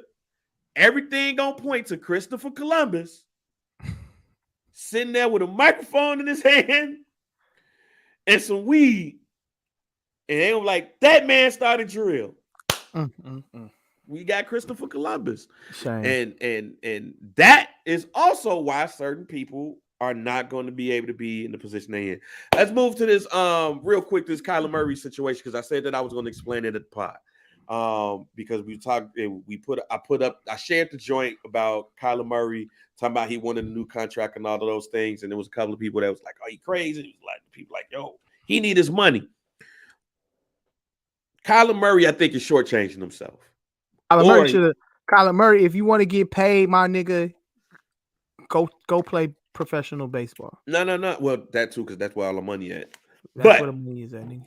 I think Kyler Murray is shortchanging himself, or he wants to get out of Arizona. Okay. And it's just not exactly saying that. So I forgot who it was. I think it was my man Joseph Flowers. I think it was him. Somebody that was saying, why he can't get his money? Boom, boom, boom. So let me explain. It's not that he can't get his money. I think he's doing it a year too early. So with the new collective bargaining agreement, especially when it comes to rookies, the rookie contract is scaled. So you know what you're going to get by where you get drafted at. Ain't no negotiation. It's just like with the NBA. You know what you're getting at the slot that you're getting drafted at. Like, this is no longer Matt Stafford being the number one pick in the draft and motherfucker getting a $75 million contract with 50 of it guaranteed. That's why that stock, because it was, especially Sam Darnold did that shit. And like, motherfucker got the highest paid player in the NFL. He ain't even throw a pass yet. So you sign that rookie scale contract, but contracts can be renegotiated after 3 years have passed on the contract. So only until after 3 years is passed on that contract. So Kyler Murray is there. Kyler Murray does not want to wait, and I get it. Kyler Murray does not want to wait till he gets to that final year of the contract where they could decide whether to pick up his option or not. Similar to Mitchell Trubisky, the Bears didn't pick up his option, so he was basically playing on a 1-year deal. Didn't Zeke do this too? Didn't Zeke do something similar to this? I believe so. on the last year of his deal. Right. But then you look at somebody like Lamar Jackson, who ain't signed shit. Oh, let me cut you off. So is Kyler Murray going into the final season of his rookie deal? No. So he has one more year after this season. So the year after is the last year of his rookie deal. So it's crazy how these NFL contracts look, right? Because technically, yeah, it's a 6-year contract. I mean, it's a 4-year contract or whatever, with a fifth with an option, and then you pick up that option. Now, the messed up thing is after you do that option, the team has the chance to franchise you, and they can franchise you up to 2 years. So basically, what I'm saying is, if you can't negotiate a contract, you can fuck around and be under contract for a team for 7 years, but you signed for 4. So you got the 4 with the 5th-year option. I think he should wait till next year to do it. Here's why. Lamar Jackson. And 9 times out of 10, if he has a great season, he's going to get paid. But see, that's why I say he's making a mistake, because Lamar Jackson, especially now. See, we thought Aaron Rodgers resetted the market with the money that he get, which is reportedly 150 guaranteed. We thought that was going to be the contract that reset the quarterback market, but it wasn't. It was Deshaun Watson. For some reason, the Cleveland Browns decided to give this man a fully guaranteed $230 million contract.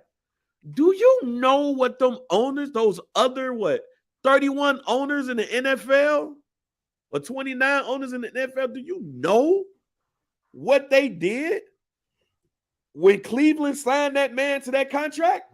Shook they motherfucking heads. Threw some shit. It said, damn. Get him on the phone right now.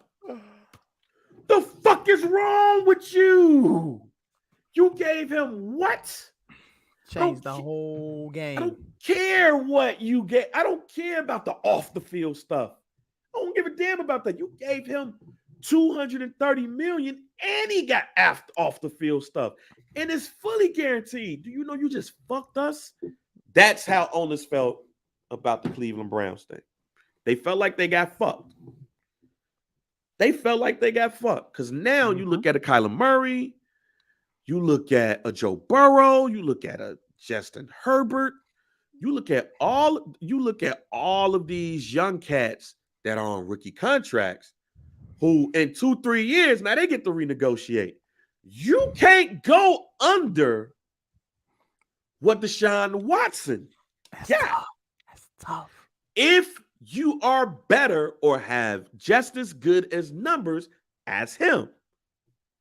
You can't do that off of 1 year, though. Kyler got to do that one more time. Oh, yeah. And if he does it one more time, it is easy for you to go to Arizona and you say, hey, put that money in escrow, Jack, because I want more. I want the Deshaun Watson contract, but more. And I know that he is probably protecting himself to say, I want to get that money now. The thing is he ain't getting that. I'm all about maximizing your value.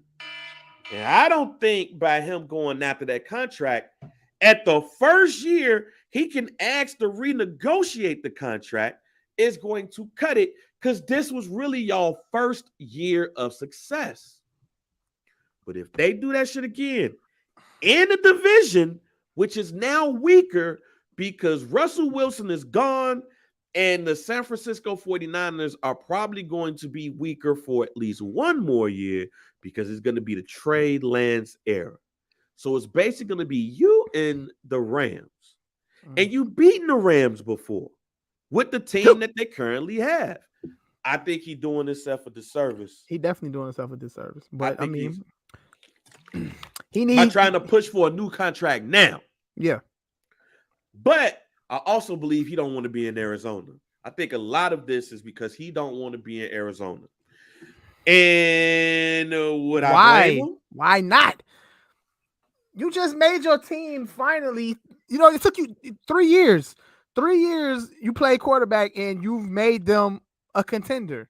They're not Not a a Super Bowl contender. They're a playoff contender. Playoff contending team. But you know your coach is being your coach is being out coached out there and undermanned.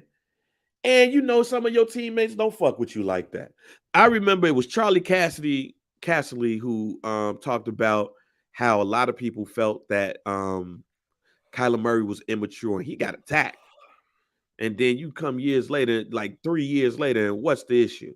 Immaturity. And ain't nobody ducking it. Ain't nobody come to his defense and say, hey, man, he's a great guy.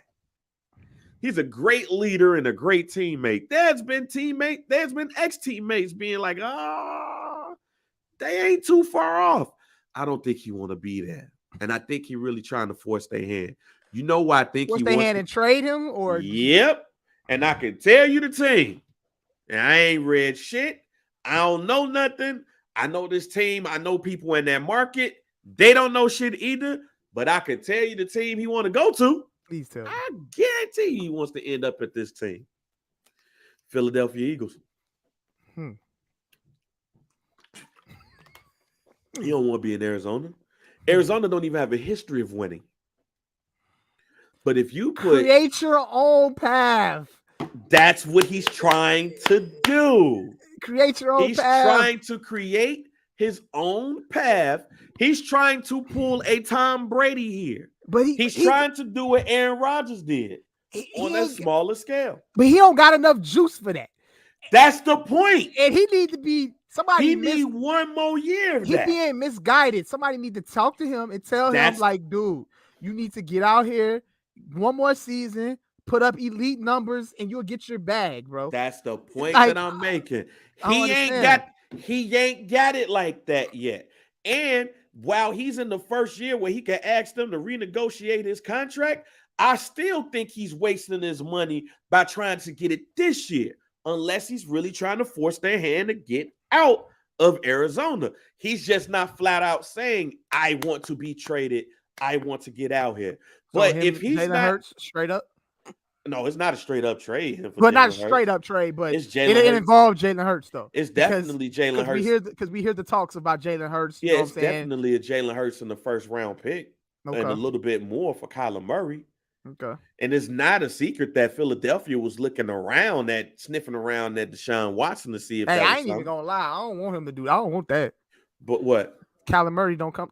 I know you don't want to. I know you don't want that. But I really think he's trying to force. I really think he's really trying to force us. Either give me my money or get me out of here is starting right now. And I would not be surprised if training camp came around and we didn't see Kyler Murray. I would not be surprised at that. But the team I'm pinpointing is because they got the picks. So in the next couple of weeks when the draft come around, I won't be shocked if Arizona get a quarterback. And it would not shock me if that quarterback is Kyler Murray. It would not shock me because I think that they look. I think he's identified places that he want to go, and he's not really throwing it out there because he don't want to be with a team like Carolina. You say you want to force your hand and try to trade me, and then they're like, all right, wait, we about to send your ass to Carolina. I don't want to go there. I'll stay here as long as you pay me. But I look at, and I throw another team out there who used to have a small ass quarterback who probably could fit right the fuck in, except he's more mobile. And that's New Orleans Saints. Mm-hmm. That's another team. Those are two teams that I'm watching when it comes to Kyler Murray. Saints and Eagles. Okay. Not nobody in the AFC. I'm looking at those two. But I'm also looking at who they might have before I even say, hey, boom, boom, boom. And I look at the picks and everything. Even though they made that trade with New Orleans, I'm looking at what they got for both of them. It would not shock me or surprise me either this season or next season if Kyler Murray is not in the Arizona Cardinals uniform, he's with New Orleans or he's with Philly. And my pick is Philly. I hope it work out for him. I hope he get his money. I would love to see him out there playing football this year. Hopefully he is out there playing because, you know what I'm saying, the guy's got talent. But at the end of the day, you know, he's just jumping the gun just slightly, brother. Like you said, unless you trying to make them trade you away. I would hope that's not the case, but you got something nice over there. You got a receiver. You know what I'm saying? You got a running back. You got a nice solid offense surrounded around you. But with a tight end. So why would you want to leave an ideal situation when y'all just made a push to the playoffs? Made it to the playoffs. Because you ain't doing shit with that coach. Even then, that coach has got an offense tailor-made for you. You ain't doing shit with that coach and that organization because that organization ain't built off winning. Okay. That's why. Well, you got to be you know who gonna try to win? The Eagles and the Saints. I'm looking at those two teams when it comes to Kyler Murray as early as the NFL draft this year. NBA conversation that we delayed last week, but we in the playoffs right now. The Bulls took the L, and still think they ain't gonna win nothing but a game. So have fun. Have fun with your Chicago, Milwaukee shits. We don't care. We don't care. Like we made it as far as we gonna make it. If we win a game or two, we're gonna be happy. We looking forward to building off this. This was a building year. This to see where we at. But other than that, we don't care, man. We good.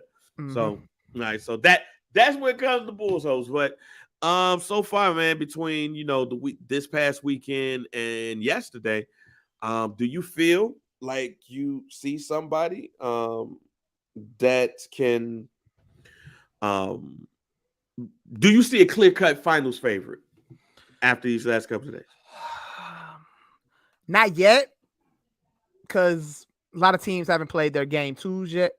So I would kind of want to hold off on that until I see how the second games play out. Golden State right now is putting the Western Conference on notice. Man. Because,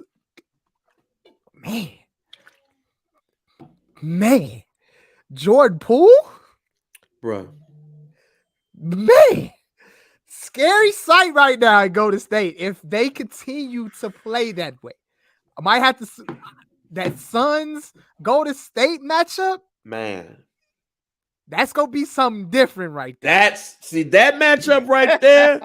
90s, not in physicality, but as far as like how that shit was thrilling, 90s NBA. That's gonna be something to keep an eye on. So keep an eye on Golden State, but I'm still gonna stick with the Suns coming out of the West, and I still think the Suns have the best team. They have the best well-oiled machine team, I believe. And the East, still early. The Bucks, I picked the Bucks, but keep an eye on Milwaukee. I mean, not Milwaukee. Keep an eye on Miami. Excuse me, on the Miami. Yeah, I'm off. I'm definitely not on the Miami train. I ain't on the Miami train, but that's a team I'm gonna keep an eye out on because I'm not sold on Boston yet, even though they might, you know what I'm saying? I'm sold. Brooklyn. I'm sold. I'm still not sold on them. I'm gonna tell you this right now, because at first, when we recorded a couple of weeks ago, I said that I felt that the Brooklyn Nets was gonna win the title. But then if you look at my prediction in the Some Dude Pod group, I just went back with the Milwaukee versus Phoenix and said Phoenix is going to win this year. So think about it in the late 70s when Milwaukee versus Seattle, they alternated, even though they went to the finals back to back. Let me say this though. And Philly, let alone James Harden ain't playing his greatest basketball, but Tyrese Maxey, legit. Yeah, but that shit's dead if James Harden ain't James Harden. That shit's dead. But you know what though? I'm gonna say this though. I think if James Harden continues to be a good facilitator, 12, 11 assists a game, not necessarily he doesn't need to score the ball because you got Tyrese Maxey, you got Tobias Harris. These guys can score the basketball. Those are guys that should be able to score. That's my thing. And don't get me wrong, I love Maxey. I said that between him and Tybal not being involved in the Nets trade, I thought it was a dumbass trade on the Nets part. Yeah. Because they should have got one of those players along with especially Matthias Thybulle, because for defensive purposes alone, because And Brooklyn can't stop a nosebleed, nigga. And I'm still laughing at the fact that Buddy Ass took a COVID shot, but didn't take the second one. I don't know if he was misinformed on that, or But he then thought that he was partially He vaccinated. He thought he was good. he said that he would rather do to the herbal medicine or whatever. What? After But you took a shot. You took the first time. You should have just took the Johnson & Johnson. It would have just been one and done, bro. Dumbass. But either way it go, I said that if they didn't add one of those two in the Ben Simmons trade, I think it was a dumb trade on the Nets part. With that, and then you see what Maxey doing. With that being said, Maxey is young, so I don't know what he's gonna do when it gets to the pressures of later rounds, being in the Eastern Conference Finals or the Eastern Conference semifinals or the finals. So I don't know that James Harden being the facilitator, if he's going to still be able to, if Maxey is still going to be what, I guess people are seeing he is now in the first round of the playoffs. Well, I mean, that's still with Tyrese Maxey, there's still to be determined because he's young. I fuck with him though, heavily. And he hasn't he hasn't been in this scenario before, like playoff wise. I mean, he played with them last year in the playoffs, but it was like light minutes. He came off the bench and everything like that. Exactly. But hey, I like his chances. Just like with Jordan Poole. We haven't seen Jordan Poole in this situation. Right. This man get busy. And to see that's the thing also, too. When it's Phoenix versus Golden State, we're gonna see how if it's that.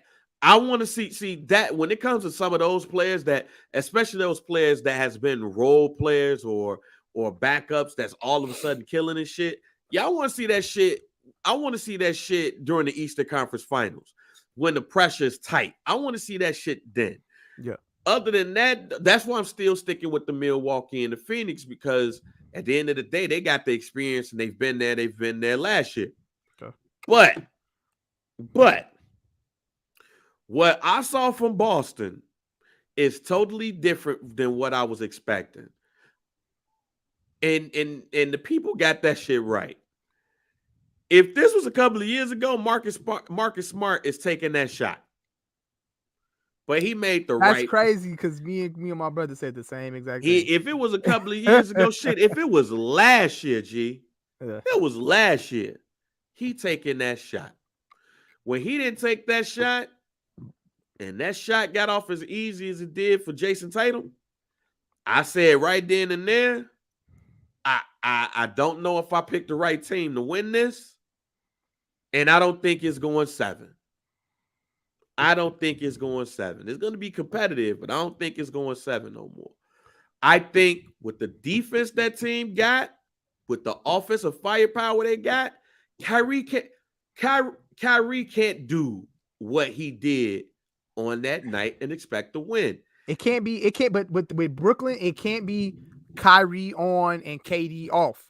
They both have to be on. They both got to be on. And I'm interested to see how Ben Simmons looks if he plays game 3. Of course. I'm interested to see if he's been bullshitting. Because I truly believe that Rich Paul and company have played this to a T. I'm one of those people that don't think that Ben Simmons had any mental health situation that's going on. It's just easy to say to get your ass to sit out. Come on, man.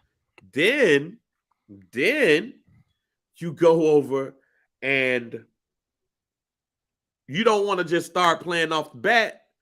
People gonna be looking at you crazy. Like, wait a minute, what's going on here? Like, what we doing here? So now it's a herniated disc. He probably has some back issues, but I don't think those back issues stopped him from playing. It's just, all right, this is an opportunity to fix it. And by doing that, it looks better on your part by sitting your ass down. I'm interested to see how Ben Simmons look, because if he looks as good as I think he has the possibility of looking, he was bullshitting the whole entire time, and I'll change my mind. But the way that I see it right now is Boston in 6, and Boston is gonna fuck around and end up in the Eastern Conference Finals. Okay. Because if they get past, it's a thing about confidence. especially with a team that's already, or a team with players that's already been to the conference finals, so they know how it feels. It's the thing about confidence for me. If they beat the Nets with or without Ben Simmons, them boys gonna have all the confidence in the world, especially the way that they playing smart ball. They gonna fuck around and be in the finals. I'm still picking Milwaukee. Milwaukee is the third seed, so they would have to play Boston in the Eastern Conference semifinals. But I'll say that the winner of that will go to the finals, and they would play, of course, the winner of Phoenix versus Golden State. I was happy, you know what I'm saying, that the playoffs have, you know what I'm saying, gotten here. And, obviously we love playoff basketball, but I'm even more excited for the second round. I think the matchups are going to be even more intense, and I think we're going to get better matchups and better series, because I think majority of everything in this first round is going to be in 5, in 6 at the latest. I don't know about you, but it makes me miss the best out of 5. Yeah, that's true. Get shit out the way. Yeah, because Pelicans is not on shit. I hate to say it, Denver ain't on shit. Denver's it's just Jokic and nobody else. Why Jokic was about to fight Gary Payton Jr. because he smacked him on the ass. Jokic like, I ain't with that shit, bro. Don't do that, bro. Jokic, and they just got ejected. Was that why he got ejected, or was that before he got ejected, or was that that was before he got ejected? That was before he got ejected. I think Jokic. I think at the end of the day, I think Jokic is just awesome. Like, bro, don't fucking pat me on my ass. Jokic y'all whooping our ass, bro. Nah, man, Jokic gotta chill, because his brothers could beat up everybody. Jokic go put he cool with pulling it with whoever, because he know. But yeah, man. But overall, though, I'm still gonna ride with the Bucks and the Suns as my picks. But like you said, I'm keeping an eye out on other teams. I'm gonna keep an eye out on Miami, though. I think if anybody has a chance to come out of the East, it's Miami. I ain't sold on Boston all the way yet. I think they still some frauds, you know what I'm saying? Because we've seen them, early on in the season. Obviously, it's not the same team, and they're being well coached now. What is so? Why Miami? Let me rephrase what I'm about to say, because I do think Coach Spo is the best coach in the NBA. They got the coaching experience. You got finals experience. That's with not finals. Kyle Lowry, PJ Tucker, Jimmy Butler. They went to the finals, nigga. That's not. They went to the finals. You got Kyle Lowry. Jimmy Butler ain't got finals experience. Kyle Lowry, yes he do, bro. No, he don't. Yes he do. No, he don't. Kyle Lowry got PJ Tucker. PJ Tucker's the NBA champion. I give you that. NBA champion. I give you that. Is a 2-time NBA champion. I give you that, but I'm talking about Jimmy Butler does not have NBA finals experience. He has intramural experience. Whatever you want, however you want to play it. Yes, he has tournament experience. However you want to play it. They well coached. They're a well coached team. They're the number 1 seed in the East. You can't look past them. Okay, I ain't picking them, but we ain't looking past them. So keep an eye on Miami. I would keep an eye on Philly too. I want to keep an eye on Philly. I'm gonna keep an eye on Philly, because you need to keep an eye on that hamstring, G. You need to keep an eye on James Harden hamstring. Shit, keep an eye on Joel too. I told you, he hit the flow too much for me, man. He does. He hit the flow way too much. I forgot who fouled him. I forgot who fouled him on the team, but I was nervous. I was very, very nervous. Man, who fouled him more? I think it was Siakam who fouled him. He had ran into him and he hit that mat. He hit that floor hard, and I was like, "Ooh, he getting up."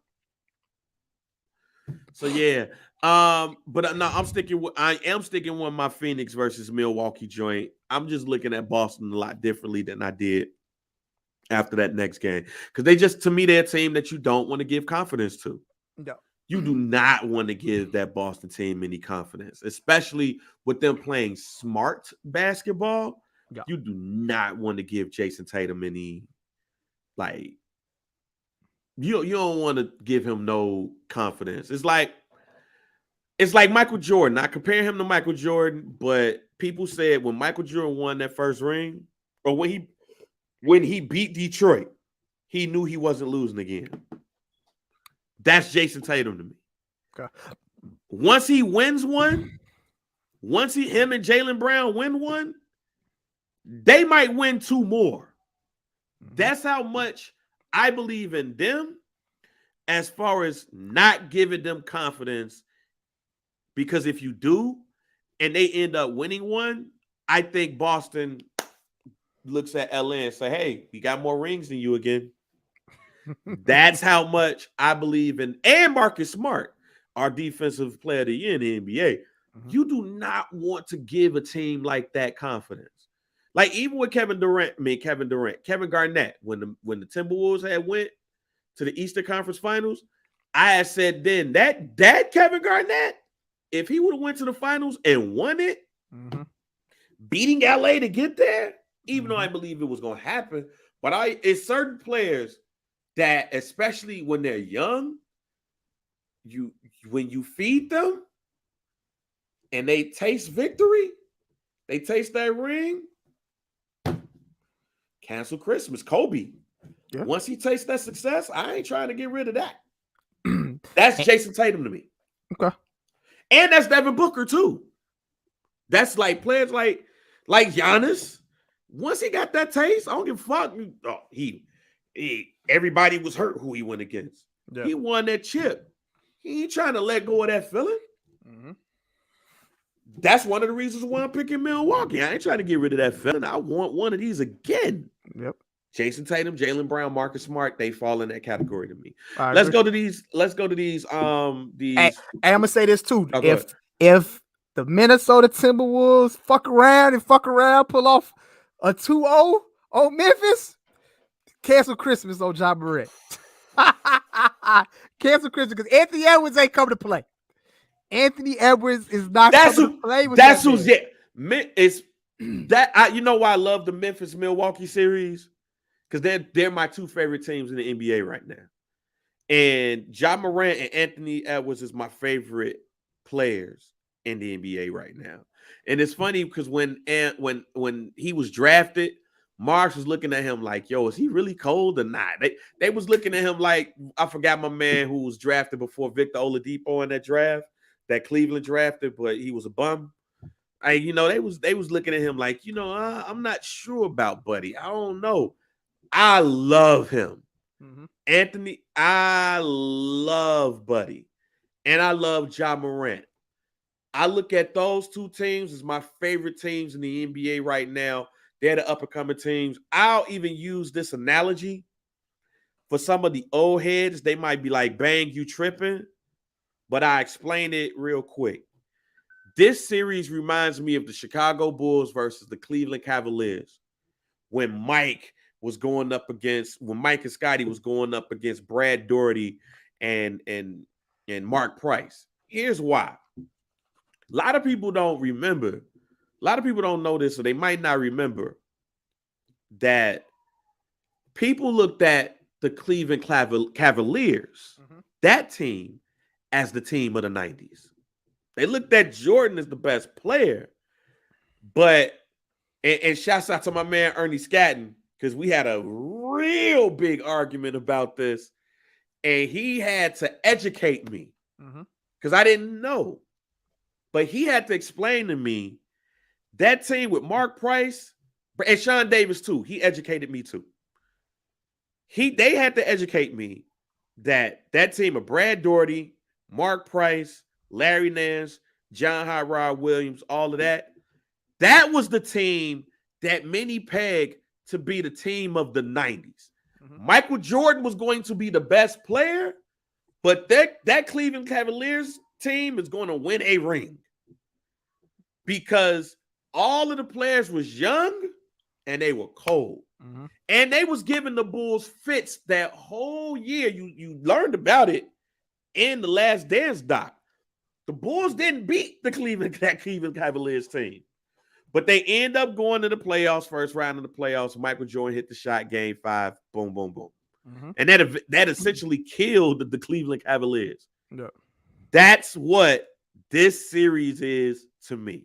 Okay. I think you have the potential of seeing 2 teams on the rise. When you start seeing the Golden State Warriors get a little bit old and Chris Paul is gonna no longer be on the Phoenix Suns probably the next 3 years. I don't foresee Cameron Payne taking over and being a all-star guard for the Phoenix Suns and all of that stuff. You're gonna see those teams that like the Memphis Grizzlies, who we've now seen.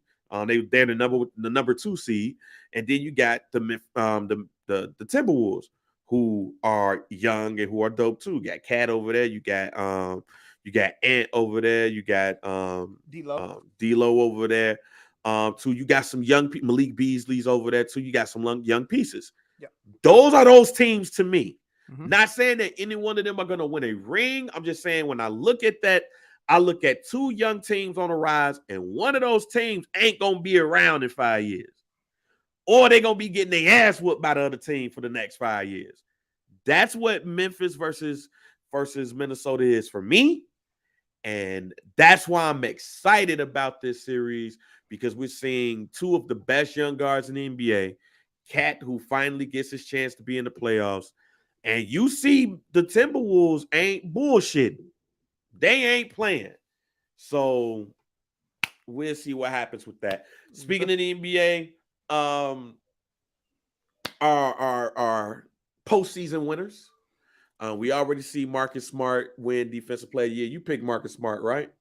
Yep, I picked Marcus Smart. And I picked him too. Let's go down the line real quick to see who our picks is. Let's go with most improved player. It is, and I'll ask this question with it. Is it wrong for Jordan Poole not to be a finalist? I said this, and I had a little conversation with my brother about it too, because I was saying, like, okay, who do you take out? You take out Darius Garland. Darius Garland made the All-Star team. Yep. Do you take out Ja Morant? Obviously, Ja Morant was at one point in time during the year was being in talks to be an MVP candidate. And we went from 19 a game to 27.2 an MVP candidate. You can't ignore that. So with him not being in the MVP slot, you kind of got to put him right there in most improved. Yep. And then you got, who's the other player? Who's hold on for a second. I'm going to the joint right now because I dead ass forgot. Hold on for a second. And shouts out to my cousin with these hard ass goddamn 4 months goals and shit. He said tomorrow's supposed to be out. Was it DeJounte Murray? How you say his man name? Oh, DeJounte Murray. DeJounte. Yeah, most improved. So, and he made the All-Star team as well. So it's kind of like Jordan Poole didn't make the All-Star team, but if you had to take anybody out, I would take DeJounte Murray out and throw Jordan Poole in there, but DeJounte Murray's an All-Star. So you can't really, so I get that argument. But I mean, at the end of the day, I feel like, saying, open up the nominations for 4 players or some shit. I don't know. You know what I'm saying? I mean, it was possibly a pick for a tie. Shit. I would have took Murray out. I would have took Murray out and put Poole in there, though. Yeah. So if we look at it that way, but other than that, I think with that, I think Ja Morant wins that easily, though. Yeah. He wins that easily. I don't think it's even if Jordan Poole is in that one, we have to pick Ja Morant easy. Landslide. Coach of the Year, Taylor Jenkins, Eric Spoelstra, Monty Williams. Who you got? I'm picking Monty again. Just came off of NBA Finals, and then you turn around and then you set the franchise record for most wins in Phoenix Suns history. Can't really ignore that, bro. Like, he just repeated the cycle again. I think you got to go. I think Monty got to run it back. Taylor Jenkins, man, nobody expected Memphis to be the number 2 seed. Respect. I ain't mad. I'm not mad at any one of those picks, though. We didn't expect that at all. Like, what the fuck? We didn't expect that. We didn't expect that. Where did you come from? So, and when we look at Taylor Jenkins, I expect him to be a light-skinned dude with a black dad and a white mom. That's when I hear Taylor Jenkins. That's what I expect. I expect a black dad, a white mom. I expect him to be mixed. But that's definitely not the case. 6th Man of the Year award: Tyler Hero, Cam Johnson, or Kevin Love. I like that for Kevin Love. Shout out to Kevin Love. Kevin Love was getting a lot of slack for, the way he when it came to the Olympics and him being out of shape and him it was questions on reasons why he even was staying in Cleveland in the first place. Because Cleveland was paying him a lot of money. Man, and it was like, are you just gonna play to just get the check and you really ain't being productive? But this season he came out and played, man. He hooped and became like one of those leaders for the young guys, man, and put their team in a position to possibly make the playoffs. Obviously, you know what I'm saying? Unfortunately, they got beat out in the playing tournament, but Kevin Love hooped this year, and I like the way he hooped. And I scooped him on my fantasy team, and he rolled it out with me. Like, at free agency, he just, as soon as I picked him up, he started killing. But you got Cam Johnson and you got Tyler Hero. Tyler Hero, easy. I think this is a landslide. Tyler Hero averages a dub a game. He's a bucket. Okay. All right. Let's go ahead and go to now the rookie of the year, Scotty Barnes. Who are you picking? Are you picking Tyler Hero? Yeah, Tyler Hero. Oh, my bad. Tyler Hero. I'm picking Tyler Hero on that one. I think that's a foregone conclusion. Your mic just switched up. Like, you just sound like you sound real loud now. Am I loud? Boom, boom, boom, boom. Can you hear me? I mean, I can hear you, but you kind of like, I don't know. You good? Come on, let's roll. I'm good, man. You know, whatever. But no, Tyler Hero. I'm picking Tyler Hero. I think that's a foregone conclusion. Go ahead and give him the award. Rookie of the year, Scotty Barnes, Cade Cunningham, or Evan Mobley. This gonna be tough. I think I picked Scotty Barnes. I picked Scotty Barnes for this one. I think Scotty Barnes. I think his team's in the playoffs. Can't really like look past that. I think he got the best numbers too. I think when you out of all these three in this category, I think if you look at the numbers, the productivity, I think Scotty Barnes is pretty. I think it's him or Evan Mobley. I don't see Cade Cunningham winning this. Cade Cunningham sat out a lot of the season, so I think that kind of dismisses him from this. But I'm picking Scotty Barnes. Wouldn't be mad at Evan Mobley though. You good? Yeah. I think Liam's going crazy. Hold on for a second. Yeah.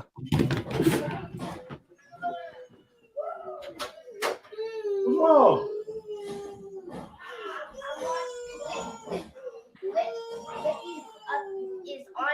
Family duties on Some Dude Pod. Y'all already know how it goes. Anything can happen at any time. Anything. Kids. Oh, I didn't know. My bad. My bad. It's just I was recording. My bad, though. Y'all figure it out.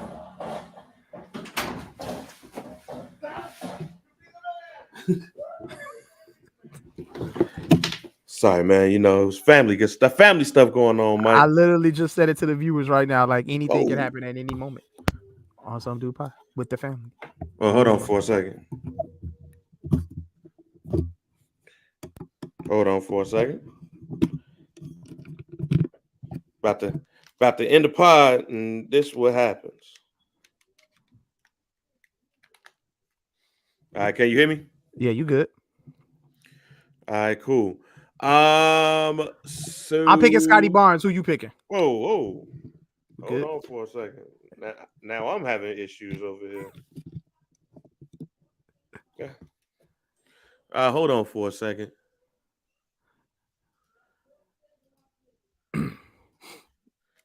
Can you hear me? I can hear you. Yeah, no, I couldn't hear you because it sounded like the devil was going through my speakers, through my headphones. It was hurting, so I was like, "Fuck that shit." We just in the pod like this. But what we was at the coach, the rookie of the year. Who we got? Rookie of the year, Scotty Barnes, Cade Cunningham, Evan Mobley. Oh yeah, who you got? I picked Scotty Barnes. I got Cade Cunningham. Okay. I think as the end of the season happened, he had came through and he had got it. And then most valuable player, Giannis, Joel Embiid, or Nikola Jokic. I'm gonna say Jokic. I think Jokic is gonna win. Okay. I think Jokic is gonna win, but I would like to see Embiid win this.